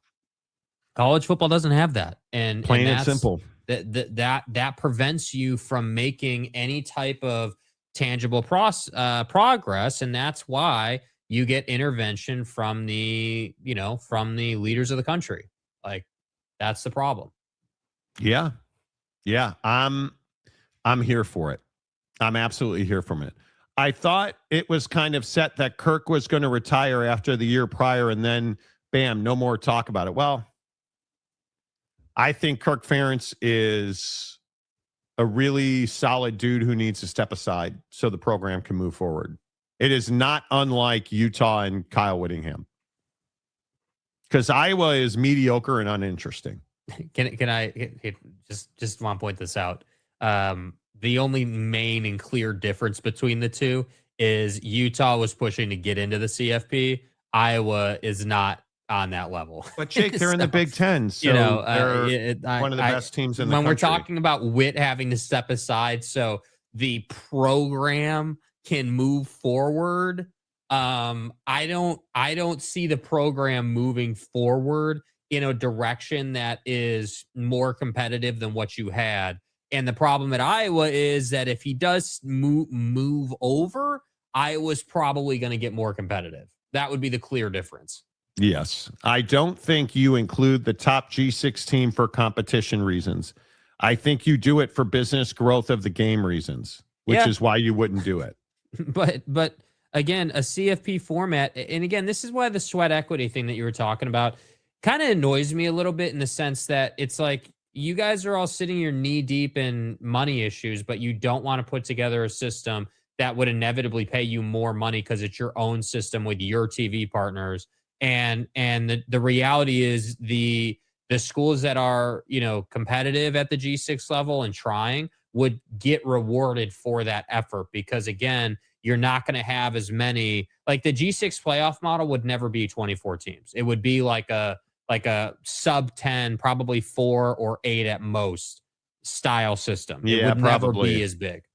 Yeah, I would agree with that. It's akin to Cinderella and March Madness, but it's not. Because basketball, and a lot of people make this comparison. My opinion is basketball, you can get a 3-point shooter, get hot. You can get all kinds of things. Basketball's game of runs, right? And in football, the G6 can't win at the line of scrimmage. That's the whole take. The G6 can't win at the line of scrimmage because they don't have the funding to buy the humans, to develop the humans, to feed the humans, to weightlift the humans, and to educate the humans. Because they're constantly being poached. And if you do develop one of the best left tackles in the country, they're going to the P4. So is their strength and conditioning coach, and so is their head coach. You can't physically compete because you don't have the resources and the assets. It's a no-win situation, and it's this cycle that just keeps feeding itself. And it really putting, and I think this is why so many people don't understand the college football playoff. Putting one G6 team into the college football playoff is a hard cap on their ability to make more money, which is a hard cap on their ability to compete with the P4. And again, can you win a game in September? Can Appy State go to Michigan? Yes. Can Northern Illinois beat Notre Dame? Yes. The 55-point game with Texas Tech and Abilene. Is that happening in December and January? No. No, it's not. That's the harsh reality. And that's not opinion. That's history. That's history. Not every playoff game is a winner. You're going to have some stinkers. Even in the NFL, you have some playoff games that are met at best, right? But they need to be competitive on paper. It needs to be a product. Yeah, nobody thought that JMU was going to compete with Oregon. Nobody and that's the hard part. And I think that, Boise State made it a little bit closer on paper. I think because everyone thought Ginty would do what he does, but I don't know, dude. I think again, I think that this is what makes the NFL is that we don't have to do this in the NFL. We don't have to wonder. We don't have to, it's what makes when we talk about the draft here in a little while, it's what makes the things like the draft or anything else, reasonable, because you can say, okay, well, hey, if they do X, Y, and Z, whether it's in the draft or free agency or whatever, if you have a good off season, that should equate to, a wild card berth, let's say, or like that should allow Correct. you to go and do X, Y, and Z. But the problem is in college football is that the recruiting window and adding guys and getting rid of guys and just what it all looks like. It's just such a behind the scenes thing that you don't really we don't have a draft in college football because there's not anything to draft. It's just, I sometimes feel like college football's turned into this cycle of just, movement. It's almost like it's running in place. It's a cycle of movement without progress. You're just standing here. You're standing here with a great product in the CFP, generally speaking. You're trying to refine that product. You're trying to get more money out of it. You're trying to progress it, but everybody's just out for them. And then we have the obvious hypocrisy that hey, player compensation's going too much and we got to change all these things. Yet we're gonna give Kalen DeBoer or guys like him, head coaches, these massive extensions and pay them, $10+ million a year every year for the next 7 years. There's just a lot of clunkiness. And I just think that that's what makes things really difficult, which is why I say, I wish we could just fast forward to, hey, we have a new entity. This is what we're doing. Get excited about it. Yeah. That's the hard part. Yeah. And I'm sitting here talking to Marcus about, the structure of college football playoffs. Marcus is our TV buddy, for those of you who don't know, and what the appetite is for 24 teams. TV, I think, would open their contract for 24 teams. I have no doubt about that. I also think that these different networks are not up for the 8 qualifier thing. And Marcus again reiterates he's seen paper with 8, 4, and 4. Mm-hmm. And I think that makes it very difficult. It makes it very difficult when you stock the 24 teams ahead of time. I think it takes the intrigue out of it. I also think if you are CBS, do you really want the G6 to be eliminated from the college football playoff? When you have a huge investment on CBS Sports Network with the G6. So you're going to have that entity. Does Fox and ESPN want to limit or put a hard cap on how many Big 12 teams can make the college football playoff? Well, that's their football partner. Do they want to do that? Well, the other problem is the SEC and ESPN. Well, the other problem is the Big Ten and Fox. This is where those incestuous relationships happen. Well, and the other side too is that, to that point, is that Brett Yormark has publicly said that the Big 12 would never vote in favor of any playoff model, whether that's 8 or 4 or whatever it might be, that has them accepting the fact that they're half as valuable as the Big Ten or the SEC. Correct.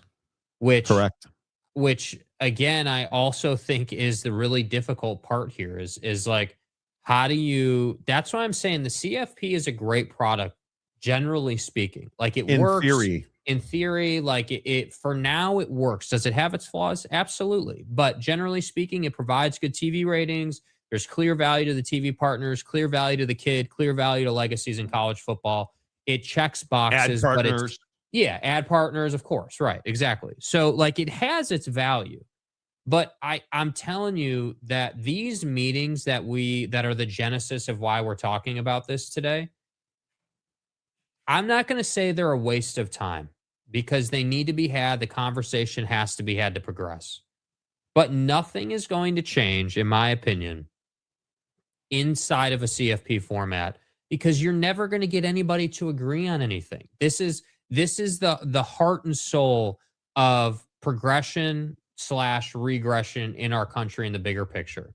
Nobody can agree on anything. Nobody is willing to say, hey, yeah, like for the TV partners, like you were just saying, yeah, we'll cut the G6 because we're going to get, 3 more CFP games in this bigger, expanded, beefier CFP model. So yeah, we can afford to get rid of the G6 games because we're picking up, P4 CFP games. That trade is obviously worth the value.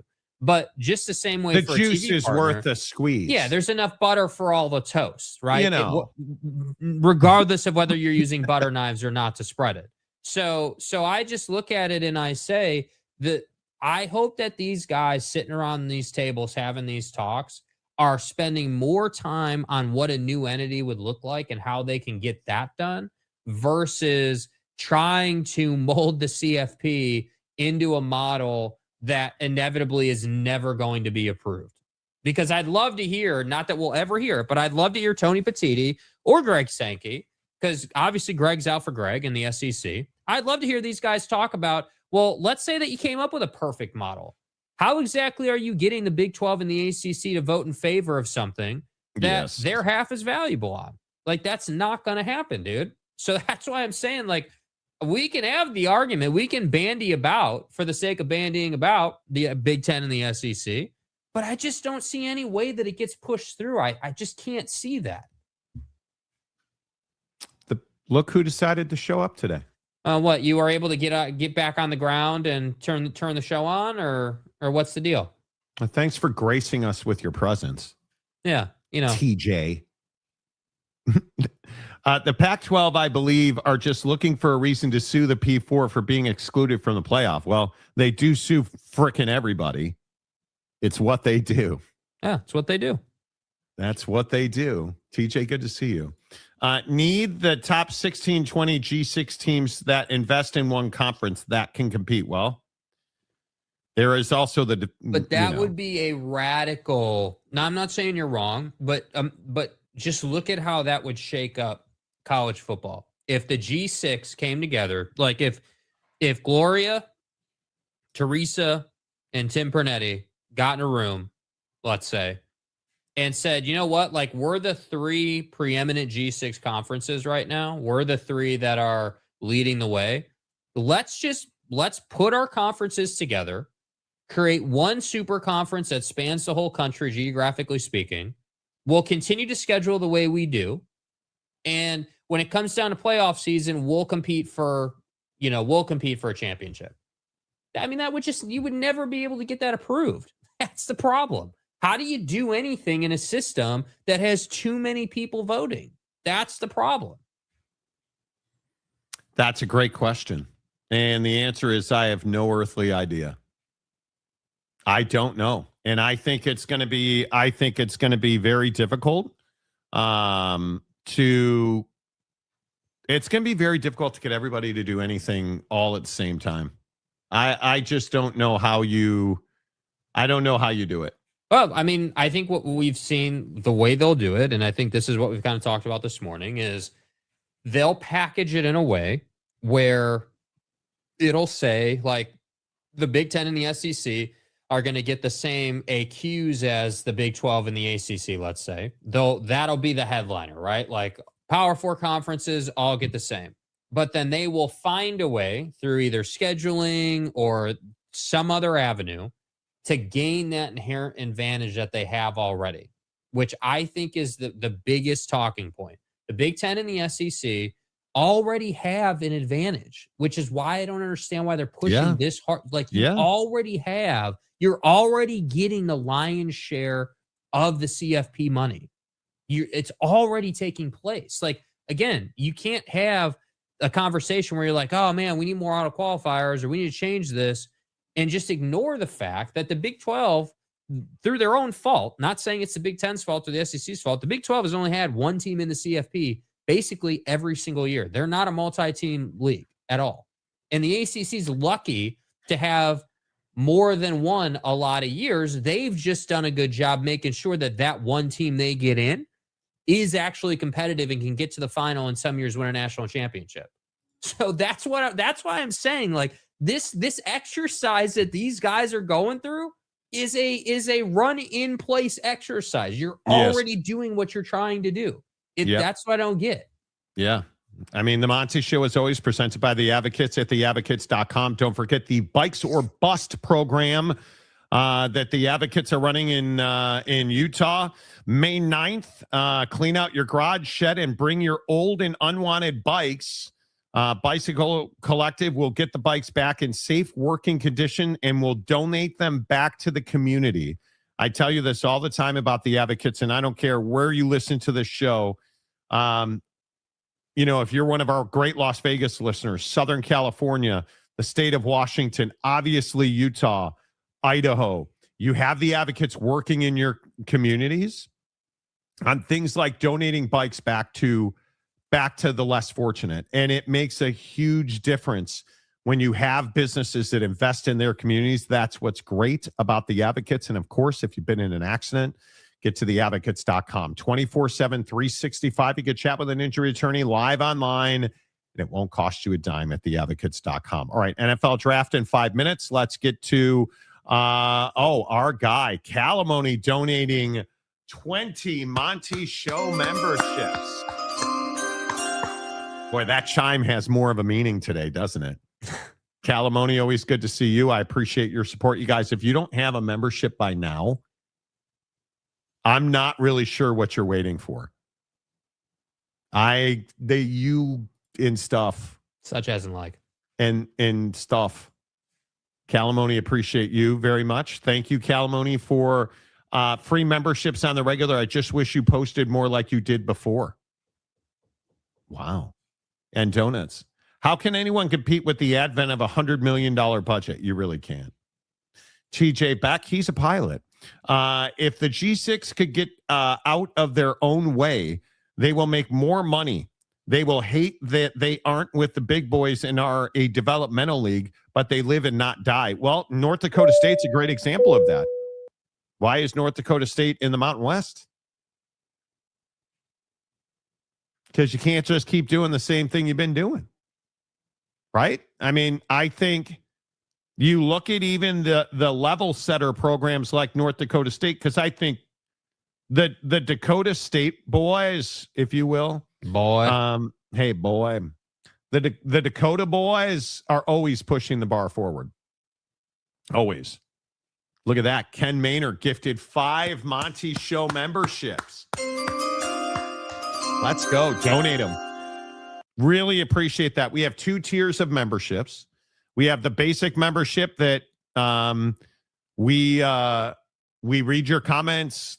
Your comments get highlighted. It shows us you're a member, because a lot of times, and most of you know why, we don't really read a lot of non-member comments. We also have the members only content that includes an Instagram chat group that Jake personally curates while changing his vests on and stuff. And here's an example of our comment or our members only Instagram chat performing for us.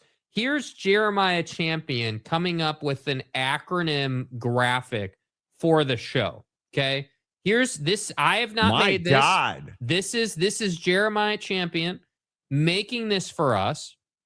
And admittedly, it is pretty good. I mean, it's a beautiful graphic, did a really good job. Wow, I look way older in that picture. Yeah, that's what I was gonna. He made you look like an old head in this picture. Like, what do you do? Are you kidding me? Talk about a pipe job, dude. Like, I mean, are you on AARP in this picture, dude? Like, come on. Like, what are we doing? Now, I will say in mine, what? I look older too, but he's done a good job including the puffy vest. So the details did matter here. But, I would love in the comments section some feedback on the list that we've built here. What are we missing on this list? If you're in the comments section looking at this, NSIABMTYA. Nick Saban's a better man than you are. Right? So there's just these different things. Burner account James. BDM is Big Daddy Magic. BK Butter Knives. I like it. TCJ is TCU James. How many does James have? I like it. YOLO, you only live once. For what it's worth. Priest James. I like it. Oak State James, Monkey James. You're so fucked. How many James are on here, dude? The It's life we live incredible. on this show. Look at this. On the right-hand side, MJ, Monty James. You are missing with all due respect, which actually means with no respect. Exactly. A lot of James references. AI Jake is 10 of 10. Real Yeah, Jake is I 7 know. of 10. Look at that. Look at Buddy. Look at how good AI version of me looks versus like what I actually look like on the day-to-day, dude. Like, Jeremiah, you have disappointed me here. You have disappointed me here. I like what the like I do, bro. I Morty. look like Joe Biden in that picture. Are you kidding me? Be better. So, we feedback in the comments section. What do we need to add to the list? What else would you like to see on the list? But Jeremiah created this in our members only content. TS7. Yeah, TS7. Yeah, Oh Texas my State God. James or Texas State is the best, So it just was Incredible. I thought this was really well done, dude. Really overall, really well done. Rush Limbaugh. Thank you for that. Yeah. So Thank you. Thank you. Incredible, Jeremiah. Monty looks 75. Thank you. Look at Beers getting a membership. Way to go, buddy. Nice, dude. Incredible work, Jeremiah. TBH is missing. TBH. Yeah, I got to We have need that a WWDD. What would Dicka do? Don't disagree. He did have one on there that was similar to that. What? Dicka. Oh, yeah. Here at the bottom. What would Ward do in reference to Ward Manual? Oh, Jesus. Not fire anybody? Blow that photo up so we can see Grandpa Monty. Thanks for that, Phil. Vegas was interesting over the weekend, Phil. It's fine. Couldn't hit an iron and, Hey, man, I just told AI to make y'all into caricatures. Blame AI. Hey, you know what? I agree. AI sucks. Grandpa Grumpy, thank you. Thank you. No, Guy, you're such a dick. Look at this, dude. Like, it's even got the chair color the right way, dude. It's incredible. It does. Oh, my God, it totally does. The chair is even right. Like, my goodness. Okay. Jeremiah, this is good work. Yeah, bro. Nice job. Nice job. At least Monty was not pictured as Dr. Jesus. Oh, God. Right. Mike, AARP Monty, thanks for that. Like, what are we doing? What are we doing? What are we doing? Golly, let's talk. Okay. When in doubt, blame Skynet. Exactly right. Yeah. When in doubt, you blame Skynet. Totally agree. All right, let's get into the NFL draft here on the Monty program, presented by AARP.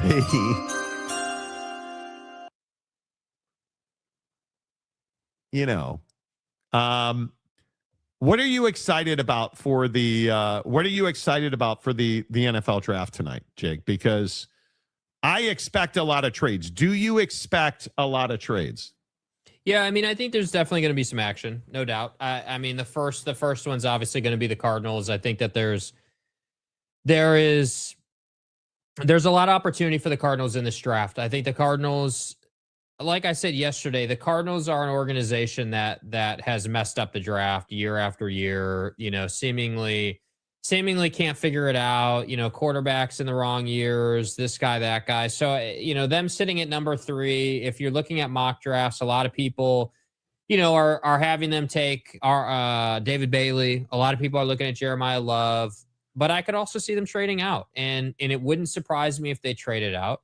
But my opinion on what they should do, I would think that I wouldn't take Jeremiah, not because he sucks or anything like that, but because I just don't think he didn't go to TCU. You don't believe we should take because he didn't go to TCU. He didn't go to TCU, but he also didn't go to Okie Lights. So he hasn't had a proper college experience as a running back.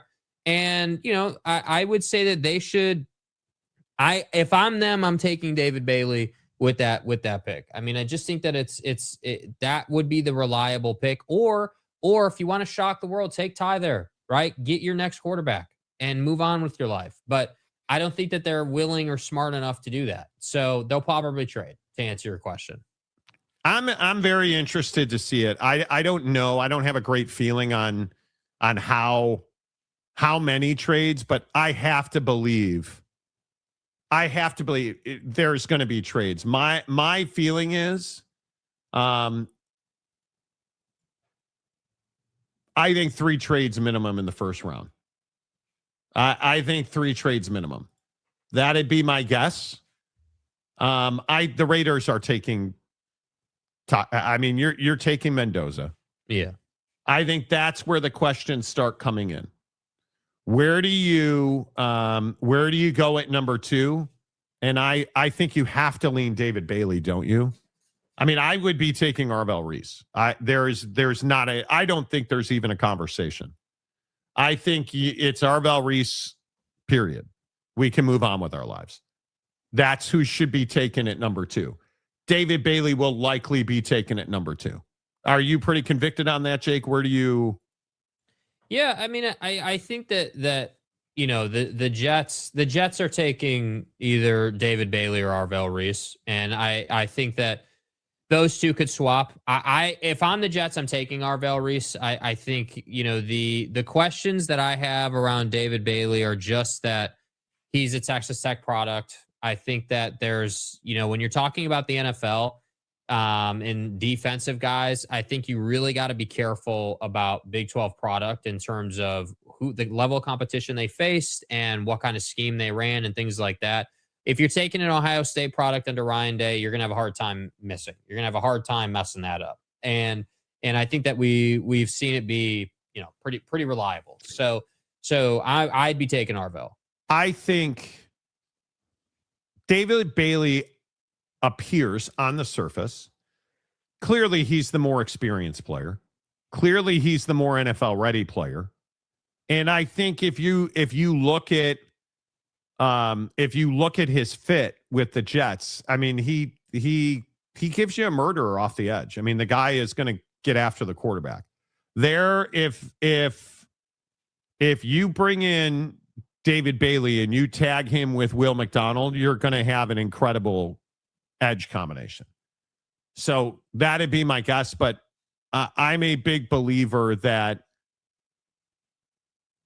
Arvell Reese will, in the long term, be the better player. As much as I think Caleb Downs will slide, I believe that Arvell Reese, his top end, I think somebody will jump up to get him at 3. Yeah. And I think that's if he doesn't go to the Jets. Yeah. You know, I think that, because that's what I think this draft is. You're going to have to see number 1's on autopilot. Everyone knows that. Nobody's concerned about it. The chaos in the draft can start at number 2. And again, it's because it's the Jets and nobody trusts the Jets. And if they go Bailey instead of Reese, someone will trade up to get Reese, I think. And that's where, when you talk about teams trading out or what the Cardinals are going to do, that's where you have to have, you know, questions. Because if the Cardinals' phone starts ringing right after that pick, and a lot of people are calling to try to get Arvell Reese, the Cardinals don't have a choice but to humor those calls, dude. I mean, I wouldn't listen. If you trade out, if you trade down to, like, let's say 12 or 13, and you pick up that pick in a second round pick for, you know, the number 3 overall pick, I mean, that's good business if you're the Cardinals. But my problem is that I just think that the Cardinals, they need to make a decision one way or the other what kind of organization they're going to be. Are you going to be a defensive first organization, or are you going to try and play offense first? Because look at all the best teams in the league. They are defined by a philosophy as an organization. Hey, we're a defensive-minded organization. We're the Baltimore Ravens. We're going to have a hard-hitting defense. And then we need Lamar to make a play in the end to win. And he just hasn't made that play yet. But that's their formula. Look around the league and look at the 49ers. Hey, we're a defensive first organization, but Kyle Shanahan is our head coach, as a quarterback whisperer, and can save us a lot of money on the cap and get more out of the offense than maybe what we've got on paper. Like, the best organizations have that, and I don't feel like the Cardinals have that. So I just don't trust them to make a well thought out, educated decision when you've got Jerry Jones beating down your door trying to get Arvell Reese, or you've got somebody in that 10 to 15 range trying to get that guy. Sometimes I just have trust issues with them. I think I have trust issues with a lot of these teams. That's why they're at the top of the draft, if we're being honest. Right. Well, that's a fair take. Right. I mean, if we're gonna pick, I think Fernando Mendoza 1, David Bailey seems to make the most sense at 2. Trade at number 3. Somebody will trade up there. My guess it's the Giants or the Saints to get Arvell Reese. Bucks are also interested in edge linebacker. They're sitting at 15. You know, like,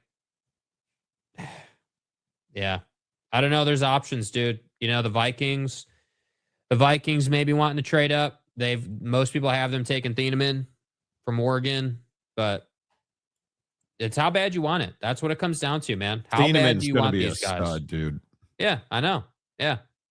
Yep. Yeah, I think if the Jets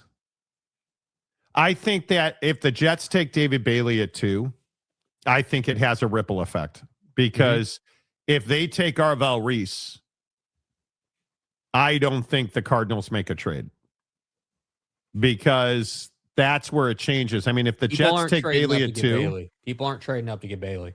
I would agree. The biggest effect is the early run on pass rushers, I think. I mean, if you look at the Cardinals at 3, that's the biggest early trade. I think the I just don't trust the Jets to make the right decision here. Right? I mean, like, look at the Chiefs at 9. Like, everyone has, not everyone, there's been some vacillating, but you've got multiple guys at ESPN in their mock draft saying that the Chiefs at 9 are looking at Reuben Bain. So the Chiefs are an organization where I'm like, okay, they are smart, they are crafty, they understand how to play the game in the draft, and they also understand how to play the game in free agency to try to develop guys. So, I would agree. So I don't know if the thought out of, Kansas City is, hey, stay at 9, don't trade up, don't spend draft assets to move up because we're already at 9. Listen, if the Jets take Bailey and you look at the rest of this board, the top 10, that run on edges will push at least one of those non-quarterbacks down the board. Right. So the Chiefs can end up with a much better player than they expected if David Bailey stays at 2 and the Jets take him there. That's what I'm saying. I can't. Right. I don't trust the Jets. I'm completely with you on that, but I just can't see them taking David Bailey at 2. I like David Bailey, but you don't think they will. I just he again, it's not to hate on him. He's a hell of a player, dude. But when you're sitting at 2 in the draft, man, 1, 2, or 3 in the draft, you got to have just and I agree he's the most NFL ready guy, but there's a lot of bust concern with David Bailey that people have concerns. I've seen it around the conversation this week that yes, he's the most NFL ready now guy, but people are concerned about his longevity and his top end ability long term. And I don't know. I'm more worried about his mentals. He has said and done some things that I don't love. So I'm more worried about his mentals than I am anything else. So my point though is he's going to be a good player. Let's say they feel that way. Let's say that the Jets feel the same way you do about David Bailey. Hell of a player. It's going to be a good player. But do we, it's like, hey, hell of a player, good player. But if that's how you feel about David Bailey, you have the but. You're probably taking Arvell Reese. You got to go Arvell Reese at 2. And what I think the other team you have to talk about is the Washington Commanders because if Bailey goes 2, don't the Commanders have a better shot at a top wide receiver or lineman at that point? I mean, because you're going to see a run. You're going to see a run of defensive ends go. If Bailey stays there, I think you're going to see trades for Arvell Reese. That's going to put the Commanders in a spot where they can get that premium wide receiver or offensive lineman that they've been searching for. Well, because listen, I still think you're going to have ability to get an edge later in the draft. yeah, I mean, if Arvell goes 3, whether it's the Cardinals or someone trades up to get him, if he's selected 3rd in the NFL draft, the Titans most certainly are taking Jeremiah Love at that point at 4. The Giants are I would be shocked if they went any other direction besides Jordan Tyson because of their situation. I'm not a Jordan Tyson guy. I think he's an injury guy. He's going to make most of his money sitting on the bench for you, but they really like him allegedly. So allegedly, I think Tyson goes at 5. And then I think 6 is really another candidate for trading. I think that the Browns, you want to talk about not trusting an organization, dude. I agree that Muigo is a no doubt about it, knock it down kind of player. No question about it. But you're talking about an organization in the Browns who are giving Deshaun Watson more looks, and it looks like he's going to be the guy moving forward. And you're talking about an organization that is just a powder keg. You have no idea what they're going to do. So if I'm a team that really values O-line in this draft, I would be beating down their door to trade that pick because I think they would. I think that if you had a good offer, dude, they would move. So, and yeah. They're not taking quarterback again, are they? They're not going to take quarterback again. There's just no reason for them. You've got, there were rumors. Yahoo had a report on yesterday that Dylan Gabriel is back in the mix to compete for that job now, which is not going to happen. But just the idea that that's being reported in your quarterback room that kind of speaks to what I'm saying, is that there's just so much chaos in that organization that, yeah, sure, is taking offensive line and improving that area always good for your football team? Yes. But you can't tell me that they're not taking calls and looking at how they can max this draft out for themselves. Yeah, I don't buy that at all. I think with Deshaun Watson, there's a reason they're putting out so much tape of Deshaun Watson. Yeah. I think my guess is the Cleveland Browns would love Deshaun Watson to be their starting quarterback. But I don't know that happens. I have no idea. You can't tell me he can still play in this league. I don't buy that. I really don't buy that. And if you predict the picks right up to Cleveland, I don't even want to say it out loud, but I think there's more than a puncher's chance that they could take a quarterback, right? I mean, would you really be surprised? That's so terrible. If it goes Mendoza 1, David Bailey 2, let's say no trades, take cards out of it. Okay. Or take trades out of it. Cardinals would be Jeremiah Love. Titans would be Sonny Styles, I would guess. And then you get into the Giants. The Giants have so many. Jordan Tyson or Carnell Tate. How do you pay if Jeremiah Love's there? How do you pass on Jeremiah Love? Because you've already got a guy. Yeah. Well, I mean, I don't disagree. He's better than Cam, but you already got a guy. Miles better. Commanders could easily go defense. Dan Quinn's their head coach. But what about the Browns? I mean, you have to. I think Spencer Fano's the right pick. I think that'd put the Commanders at probably wide receiver or defensive end. So Ruben Bain could get off the board right there. Well, Arvell would still be available at that point as well. No, I would put Arvell Reese with the Cardinals. Okay. If there are no trades, the Cardinals aren't passing on Arvell Reese, are they? Well, you had them taking Jeremiah. I would have it be Fernando Mendoza, David Bailey. The Cardinals.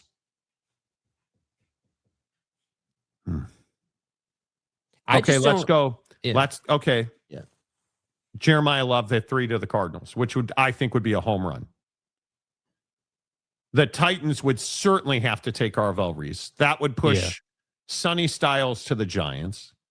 See, I don't think they'd take him. I really don't think they would take him because I think the Giants would take offense. I think that the Giants are on wide receiver. I'm telling you. Dude, that would be really tough. The Giants have 2 picks in the top 10. You have to remember, because don't they have the Cincinnati pick now? So they do. their biggest need, I think their biggest need is defense. And if you're sitting there and Styles or Arvell are available, you're taking that. But look at this. Look at this. So let's say that you're sitting there and Styles or Arvell are still available, and you're at right. 5. Mendoza, Bailey, Jeremiah Love. Right, and you're sitting there. Titans take Sonny Styles. Okay, so Arvell is the one that's still available. So let's say that the Titans take one of those two. The Giants, I think, take the other. I just don't think you're going offense with the defense being so shitty last year. Yeah, well, you also have a young franchise quarterback that needs people to throw to. And you just traded one of your best defensive linemen. And you have another pick coming at 10. I'm not saying you're wrong that their need is defense. I'm not disagreeing with that. I'm talking about what they will do, not what they need. Because I think they will take defense because of the trade, and they will take offense at 10. Well, maybe it makes all the sense in the world. It makes all the sense in the world. So I could see like at 10, I think Carnell Tate will be there, because if you project the rest, the Browns are going to take, I would have the Browns take offensive lines. So Spencer Fano. I think the Commanders would take Jordan Tyson or Ruben Bain. But Bain feels like a really natural fit with the Saints at 8. And I think at 9, again, if there's a ripple effect, I think at 9, I also think the Chiefs need an offensive lineman because Mr. Buddy, who lines up in an offside position, is cut now. So that could be Muinoa. And then I think you're taking wide receiver at 10 with the Giants. That makes a lot of sense to me. And with Mendoza and Bailey being 1-2,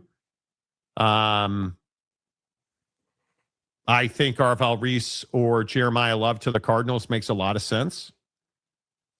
And then the question is 4 through 10 gets crazy, but I feel pretty good about where they are. The Browns will pick Harry Styles. True, they need somebody to sing the anthem, bro. Washington might also want Styles. Could be. Yeah, I don't think so. I think you take defense. Oh, I see what you mean. Yeah, but I think you take defense first in this draft. I think you take defense first. I think if you want linebacker edge, you got to take that position first if you're sitting at 5. But again, because I agree, they'll take one defensive player and one offensive player. I completely agree with that. That's what they should do. But if the Giants front office is sitting there saying that they want Caleb Downs, a safety, to add to the defense, if that's their take, I'm telling you, Caleb Downs is out of the top 10. Well, no, but that's my point. If you look at a lot of mock drafts, because I agree, there's a chance it's going to fall in the top 10. I'm not saying you're wrong, but what I'm saying is that I'm never wrong.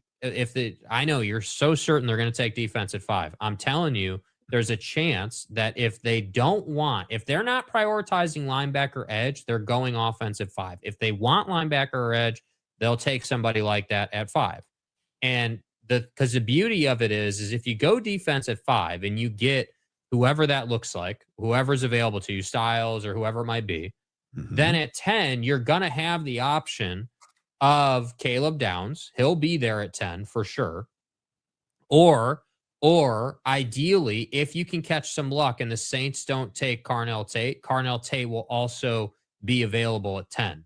Yeah, so, I think my feeling is you go defense, and then at 10, you could pick whoever you think is your best wide receiver. And hey, if you don't take if you go defense at 5, Jordan Tyson's probably still there at 10 as well. Tate, Lemon, Sadiq. I think Caden Proctor's a name that could go much earlier than people think. Not for the Giants at 10, but we'll see. So that's what I'm saying with the draft. There's so much of this that look at the teams we're talking about here, man. Like we're talking about like the Raiders have done a good job here. I really like what they did here with with Kirk Cousins, Fernando. I think those two guys are basically the same guy. One's 20 years younger. It's a really smart play. I have no problem with what they're doing. The Jets are forever. Both God guys. Both God guys. Both are going to heaven. Both are turning water into wine. We get it, dude. But I think that the Jets are a dumpster fire. The Cardinals are a dumpster fire. The Titans are a dumpster fire. The Giants seem to have turned it around a little bit and are making progress. I think, don't forget, John Harbaugh is there now. So you've got a better head coach. You should be a better team. So again, I just think that the make sure you're on the couch in front of the TV, or if you're a obsessive golfer, you're on the range with your AirPods in and the draft on, and you've got the TV on when number 3 happens. Because if number 3 gets traded, the next hour of the draft is going to be absolute chaos. Just chaos, dude. I would agree. Giants will play their draft board with the top 2 picks, but do you really think scumbag brother is going to want the front office to go receiver over defense? Yeah, that's a fair point, dude. It is John Harbaugh. So, again, I often wonder, and look at the Super Bowl teams for the Giants, right? Dominant, dynamic defenses, right? The Strahan-led defenses were so tough to deal with. Very good defenses. So, I'm not disagreeing that defense is what they should do at 5. My only disagreement is that I don't trust the Giants to identify that that's what they should do. I trust the Giants to get cute and make trades and do things that they shouldn't do, which is why they are where they are. They will go defense. They will go defense first. And if they don't, I will defecate on them. And I hope they go edge. I really do. I hope that they go edge. I hope that they go edge, not linebacker, if you're going defense at 5. Get a guy who can go out and wreck a game for you. You've always had that. Strahan, LT, Carl Banks. That's been a staple of your here. Let me roll out the nomenclature. That's been a staple of this Tiffany NFL organization. So might want to get back to that. Yeah. I would agree with that. There is absolutely no question in my mind that if the Jets draft Bailey, he will be a bust for them. So they will draft him. The Chiefs need to draft better offensive line. But see, look at the Chiefs, dude. Look at the Chiefs. What have they done with Justin Fields, bro? I love the play out of them, dude. Really good signing. Get a guy who is as similar to Patty as possible, right? In terms of athleticism, how he can play 100%. The game. Get a guy who's young. You don't have to pay him a ton of money. You can develop the hell out of him with Andy Reid and company, and let's go out and see what he can do. They're saying that Pat will be ready for week 1 and everything will be fine. But if Patrick Mahomes has any type of issues or setbacks, I actually really like the Justin Fields thing because it puts the quarterback room to bed. And this is what I've talked about for many NFL teams. The good NFL teams don't have question marks in the quarterback room. They can shift their eye away from that position and onto other areas of the team and improve those areas. So the Chiefs need wide receiver help and they need cornerback help. The Spags can do the rest through the scheme on the defense. But if you don't have corners, you don't have wide receivers, you're going to have a tough time. You have a tough time. Yeah, I don't disagree. Panthers need tight end and an edge rusher on defense. The Panthers. Division is ass, dude. It is. I have a bad feeling that the Browns will do something stupid like trade the 6th overall pick when Carnell Tate is available because it's the Browns. That could very well be. Couldn't agree more, dude. Could very well be. I feel my Giants are going defense at 5 and wide receiver O-line at 10, depending on how the draft unravels. Totally agree. Pimp's going to pimp. David Bailey. Okay. Yeah, that's his name. What's up? Don't wear it out, right? Bailey and Rodriguez were one of the very few bright spots that Tech had in their college football playoff game. Yeah, here's the problem for Rodriguez. Rodriguez wasn't Rodriguez until Bailey and company, were doing what they do. And a lot of people have exposed that and are concerned about that for Buddy. for Buddy. I don't disagree with that. We'll see. We'll see what they do. Panthers might be able to get Sadiq Falk-Parker. Yeah, The Sadiq Panthers is going to be a problem, 19? dude. Are the Panthers 19, I think? Panthers are 19. You have to go defense, right? I mean, you signed Jalen Phillips.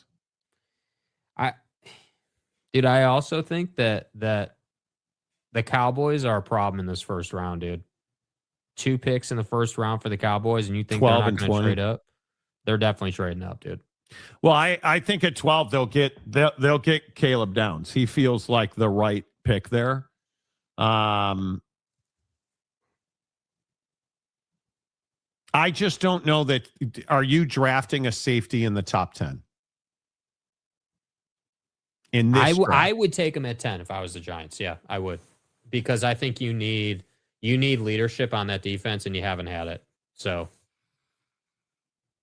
yeah, I think Caleb Downs is one of the best players in the draft, but as a safety, I just think it puts a ceiling on how high he can go.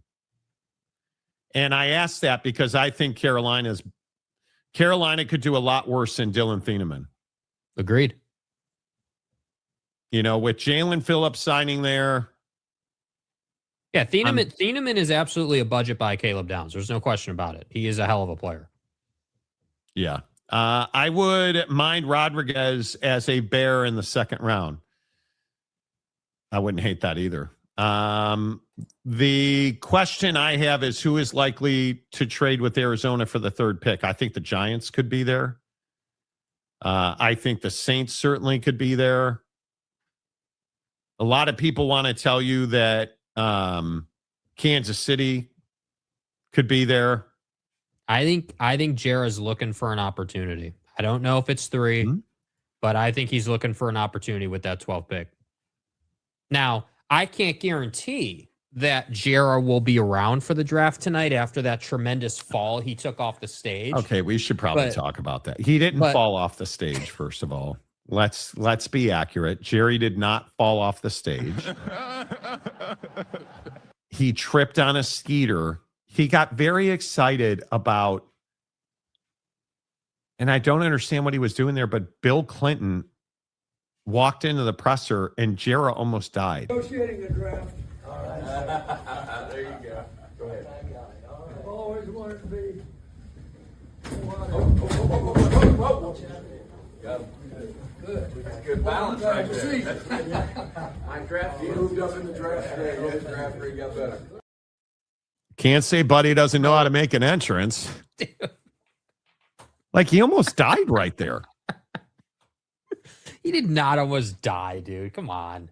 Bro, come on. And you guys say I'm old, or Jeremiah says I'm old with the AARP pick. If Jera falls off that stage, Buddy is dead. Right? And Bill Clinton's hanging on by like an aorta. I did not have sexual relations with that woman. I think he did. Well, look at Bill Clinton here. Yeah, look at Bill Clinton here. I'm going to say this again. I did not have sexual relations with that woman, Miss Lewinsky.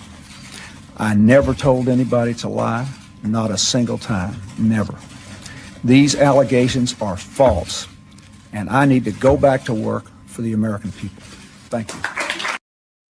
Never. First of all, cold-blooded killer delivering that statement. Ever. Well, and then it turned out that he said a blowjob wasn't sexual relation. Oh. He didn't say a blowy. I mean, that's a he would have been better. Dude would have been better saying that's private than commenting on the actual, allegations. These are private matters that I have to have serious conversations with people in my life about, and I'd appreciate you. By the way, I don't even want to know what the comment section has to say about Jerry yet. But by the way, is it wrong of people to be saying that the Cowboys would have been better off? Is that wrong? Negotiating the draft. All right. There you go. Go ahead. I've always wanted to be. Got him. Good. That's good balance right there. My draft, he moved up in the draft today. His draft grade got better. And then they're awkward touching. Oh, Jerry, you moved it up in the draft, dude. Nice job. That was your little combine. After this bro's awkward touching. I'm going to say this again. I did not have sexual relations with that woman. Blowy. It was, you know, like you guys, you said sex. That was a lie. That's not sex, dude. Come on. What? We were communicating. What's the big deal? Yeah, you were communa something. Yeah. I mean, come on, bro. He just looks so old. Because he is. Dude, being president takes it off you. Jerry thought he saw a quarter on the floor. A quarter? I think it was Steven that tried to trip Jerry and take the old man out so he could take over. Could be. Could be. He used the Vrabel quote, "It depends on what your definition of what is." I'm going to say this again. I did not have sexual relations with that woman, Miss Lewinsky. I never told anybody to lie, not a single time, never. Never. I've never taken steroids. Yeah, it's a lie. By saying thank you. Thank you. Thank you. Never. Thank you. Never. Thank you. Never. Thank you. I mean, like, what are we doing, Vrabes? What we did. Did he smoke the cigar after it went into the humidor, bro?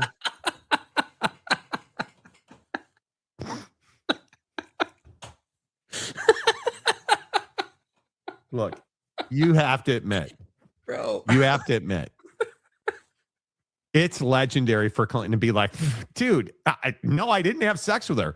Sir, she hummed you in the Oval Office. Yeah, but that's not sex. That's just Caramel. we're just chilling. Macchiato. I was there. She was there. She was bored. I was bored. It's a little blowy. What's the big deal? Big deal. What? Dry cleaned. What are we doing? Come on, dude. Blowy. I'm going to say this again. Yeah, it was, we never had sex. It was just. I did not have sexual relations with that woman. Blowy's not sex. Come on. This is fucking America. Now, Vrabel and Big Nose Kate, that's sex. Yeah. You know. Ms. Lewinsky? No. Can you imagine? Honey, did you have sex with her? Smiles No. and glory holes. No. No. I would never have sex with another woman. She says she pleasured you. I don't know. Yeah, well, I don't know. you know.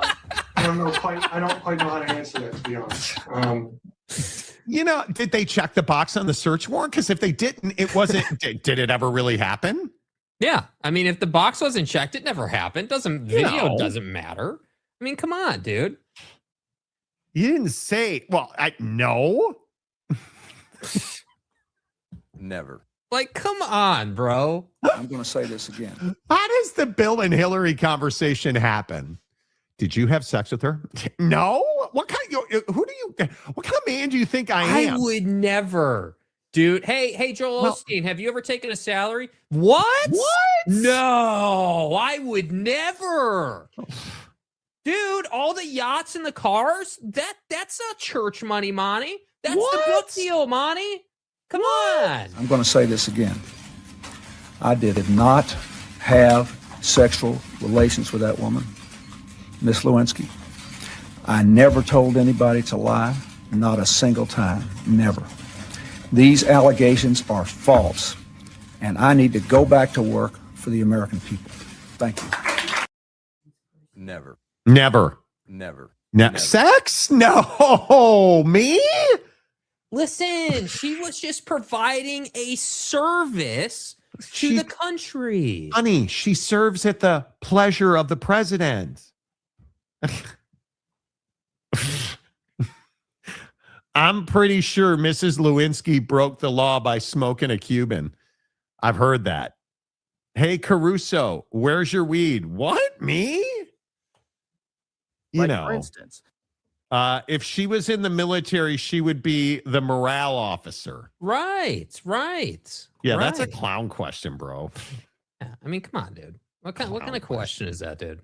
You know, come on. Bill Clinton almost seems quaint compared to what he's dealing with now, dude. Boom, out of here. You're filling in for somebody. Yeah, she was just serving her country. Yeah, I mean, come on, dude. What's the big deal? The most famous DNA evidence in history. Yeah, can I just ask, if you're a serial philanderer, allegedly, how do you leave it on the dress? Never. How do you... Are you kidding me? Like, and what made her save the dress? Oh, get rich quick scheme. You got to get stroked. Come on. You know, Monica's blue dress. Good times, Bill. Does he think about Monica every time he sees a blue dress? A lot. And just a small smile comes to his face? Yeah. Right? Come on. But Shira falling all over himself trying to get over to Buddy is an all-timer, dude. Bro, I feel old thinking about how young Bill Clinton was when he got elected and just how tormented he was after he left. Like, it's incredible. It's incredible how tormented. Do you know how many years being president puts on? Like, it takes off years of your life. No question. I mean, it's incredible. That's why they call it serving your country, bro. You're making a sacrifice. I don't even disagree with that. So, you know, real quick, because I don't want to get too far away from this as well. Do you think the Chicago Bears are leaving Chicago? Because yesterday was actually a good day for the beloved. We moved, the legislature moved a bill to the state Senate to approve the funding and structure of the Bears building a stadium on the manure pile. Manure. It's Arlington Park in Arlington Heights. It's like an act of Congress. Now, we are a long way from this being done. A long way. Do you think the Bears stay in Illinois? Yeah, I think they'll go to Arlington for sure.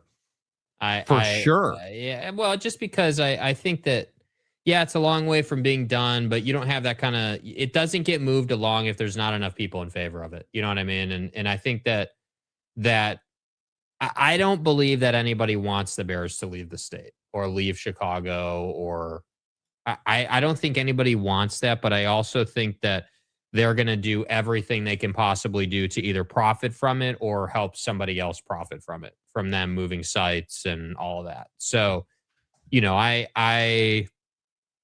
you can't have the NFL leave your market. That's not good for anybody. When an NFL team moves and leaves a major city like that, that's not good for any. It's like what was it yesterday? What was it? The Royals saying that instead of leaving the state, they're going to go downtown. It's the same thing, dude. Nobody wants professional sports teams to leave where they've been to go to a different state. But through that process, 1,000,001 people are going to try and profit. So you get the Indiana narrative. And so I don't know, man. If I had my way, they wouldn't be moving. You would just be rebuilding the stadium, revamping it, rebuilding it, whatever. You'd still be on the lake. That's where you should be. It's just not even in question. But I think they wind up in Arlington Heights. I would guess so. It's going to be a $5 billion dome stadium in Arlington Heights, and it is a massive piece of real estate. It is huge. I don't like the dome thing, by the way. It should be open air. I would agree with that. I think it should be open air, but it won't be. It doesn't matter. But it does bring things like the Super Bowl to Chicago. It does obviously make the Bears exponentially more money. I'm just curious how much public money is going to have to go into getting that done. Yeah, probably halvesies. Now that this is going to the full legislature from the Revenue Committee, it's a big step forward. It's a big step forward. So Illinois won't let the Bears leave like Starbucks left Seattle. It's just stupidity if they do. Well, Starbucks left Seattle yet. You know, I think there's a long way to go. Look at Barek, dude, aged 25 years in 2 terms. Yes, he did. He looks pretty good now, though. I think he's recovered well. Dude smokes like a chimney. The Rock? You know, yeah. Oh, I didn't know that. Oh, yeah. Domes have better chance for a Super Bowl in cold area climates. Yes, they do. See Minnesota. I am far from confident, as all it takes is one filibuster at the state level. Illinois politics is far from clean. Let the White Sox move to Indiana. Fuck them. Yeah, I think that I don't disagree with you, Brandon. At the same time, I think that it wouldn't move off of committee if those committee members hadn't talked to enough people in the, in the rest of the state legislature to say, hey, this is what we're looking at. Is this, this is what we think we should do. Is this, would you be in favor of this, that type of deal? So that's why I have a little bit of confidence in it, because I feel like you wouldn't be moving this from committee to the bigger portion unless you had some semblance of support. I think it happens. It's just going to be a fight. It's going to be a fight. You cannot let the Bears leave. You can't. A historic franchise like the Bears deserves a world-class stadium. Yeah, you deserve what you've earned. And they haven't won a lot. Bears flexing for a new crib in Chicago. They should never leave the city of Chicago. Now they're gonna. And the Soldier Field renovation was a disaster. The Bears belong in the city of Chicago. Like, who are we even kidding? The Bears belong in the city of Chicago. Yeah. And I just don't. Again, nothing sacred, dude. Yeah. Nothing sacred anymore. Yeah, I'm so frustrated as a Bears fan, as a Chicago sports fan. The Cubs are finally raking. Funny what happens. The Cubs win 9 in a row, I think, or whatever, and we've sold a ton of Cubs tickets now. Mm-hmm. So, want to see a winner, dude. Cubs are winning. Nobody wants to see an ass team. Bregman sucks. Turns out he doesn't. Didn't say he sucks. Just said he's not going to win you the World Series, dude. Yes, you did. You're a scumbag, Jake. You know why they signed Bregman? More butts in the seat. Well, because he can hit. Better than that loser Kyle Schwarber who can't hit at all. Mm-hmm. Who still should be a Chicago Cub, and he's my goddamn left fielder. But yeah, Cubs are 10-5 at home. Cubs are winning. Hawks are terrible, not in the Stanley Cup playoffs, which is disappointing. The Bears, I will say this about the Bears, though. It's nice that we're not having to pick like a foundational franchise player. We're like saving our franchise, and it's nice those days are behind us, right? Like you look at the Raiders, they're taking Fernando Mendoza. The Jets seem to be still jetting. Bears are not. Right? It seems like there's going to be a bunch of teams trying to trade up, and the Mets can't win games, although didn't they actually win a game? They did win last night. At least I'm not a New York sports fan. Yeah. So, I feel better. Good. I feel progress. But they still have a finger in without much lube on it. Bro. What? Dude, what? Chill. What do you mean? Move the White Sox to Charlotte. It's a Cubs town. No, move the White Sox to Salt Lake City. Don't forget it's a baseball town now. What a joke. Lambeau is bigger than Soldier Field by a lot. You couldn't even expand Soldier Field to be a mid-level stadium. No, it's not. It was a disaster. It was the wrong thing to do. If you want to see an arse team, just drive 45 miles up north from Provo. Don't talk crap about my team. Well, the Mammoth won a playoff game, so I don't know what you mean. And the Jazz are going to get the number 1 pick now, so, Did you guys see Victor Wembanyama bounce his face off the court? Oh, yeah. Full bouncing his face instead of the ball off the court. Yeah, not ideal, dude. There's a video of his chin hitting the floor first. He's going to miss significant time. Yeah, he'll be out a week to 10 days, I think. Oh. That just happened to come across my feed. Bears are set up to be able to get a decent O-line or edge. Need edge. That or I would love to see them get Jeremiah Love. Jeremiah Love takes this team to a Super Bowl if he's a Chicago Bear. The Bears. It's so weird not to be looking for the next savior of the Bears. Yes. I know. I don't know how I feel about it. Utah Jazz getting the first round pick. They'll get a first round pick, no doubt. Number 1 overall. We'll see. Delaric, loving NHL playoffs. My Stars are up 2-1. It's phenomenal. Yeah, the UF Mammoth, doing well. They won a playoff game. I was talking about Westminster College. Okay, great. Gotcha. Okay. Thank you for Westminster College. Oh my God.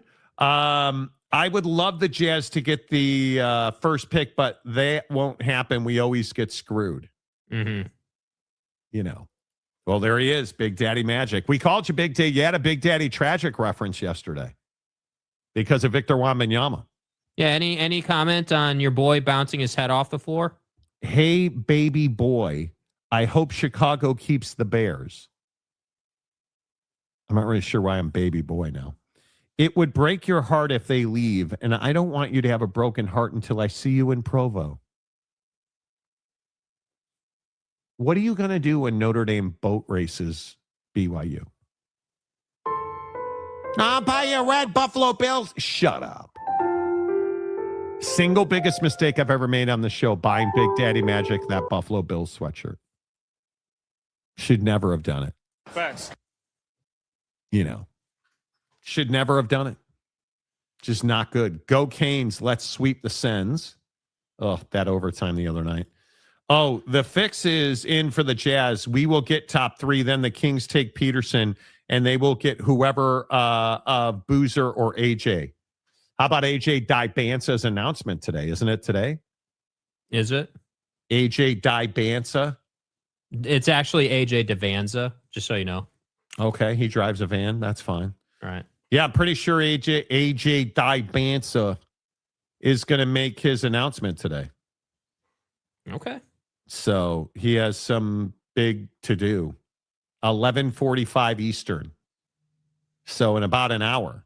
Live on IG at noon. So live. What kind of drama is going to happen live? Anytime an athlete's name is attached to live on IG, there is high risk that something will happen. Yeah. If you show Victor hitting the floor, you don't have tons of problems, baby boy. How much have you ingested this morning, bro? You need to take your meds. Is AJ declaring for the NFL draft? I believe he is. They're going to take him instead of Arvel Reese. Come on, let's go, Schlep Rock. He's got to be declaring for the NBA draft, right? Well, his mom wanted him to go back to BYU, so. Some dude yesterday was trolling BYU fans saying that he's going to go to UMass. And BYU fans panicked. What? The only way the Jazz get the first pick is if AJ says he's going back to college. That would be incredible. Can you imagine? Fuck. AJ Divanza announces that Tony Danza advised Tony to go back to college. So AJ Dibanza goes back to college, and then the Jazz get the number 1 overall pick. They take Darren Peterson, who never plays a game in the NBA. Oh. That would be terrible. Because AJ Dibanza is the number 1 pick. There's no question. There is no question. Agreed, but we've seen stranger things. And Donut says, have a great weekend, Monty team. You too. Mama says the alligators are so mean because they all have those teeth and no toothbrush. No, you're wrong, Colonel Sanders. Bro, what are you talking about, man? Mike, it hasn't been your best week, has it?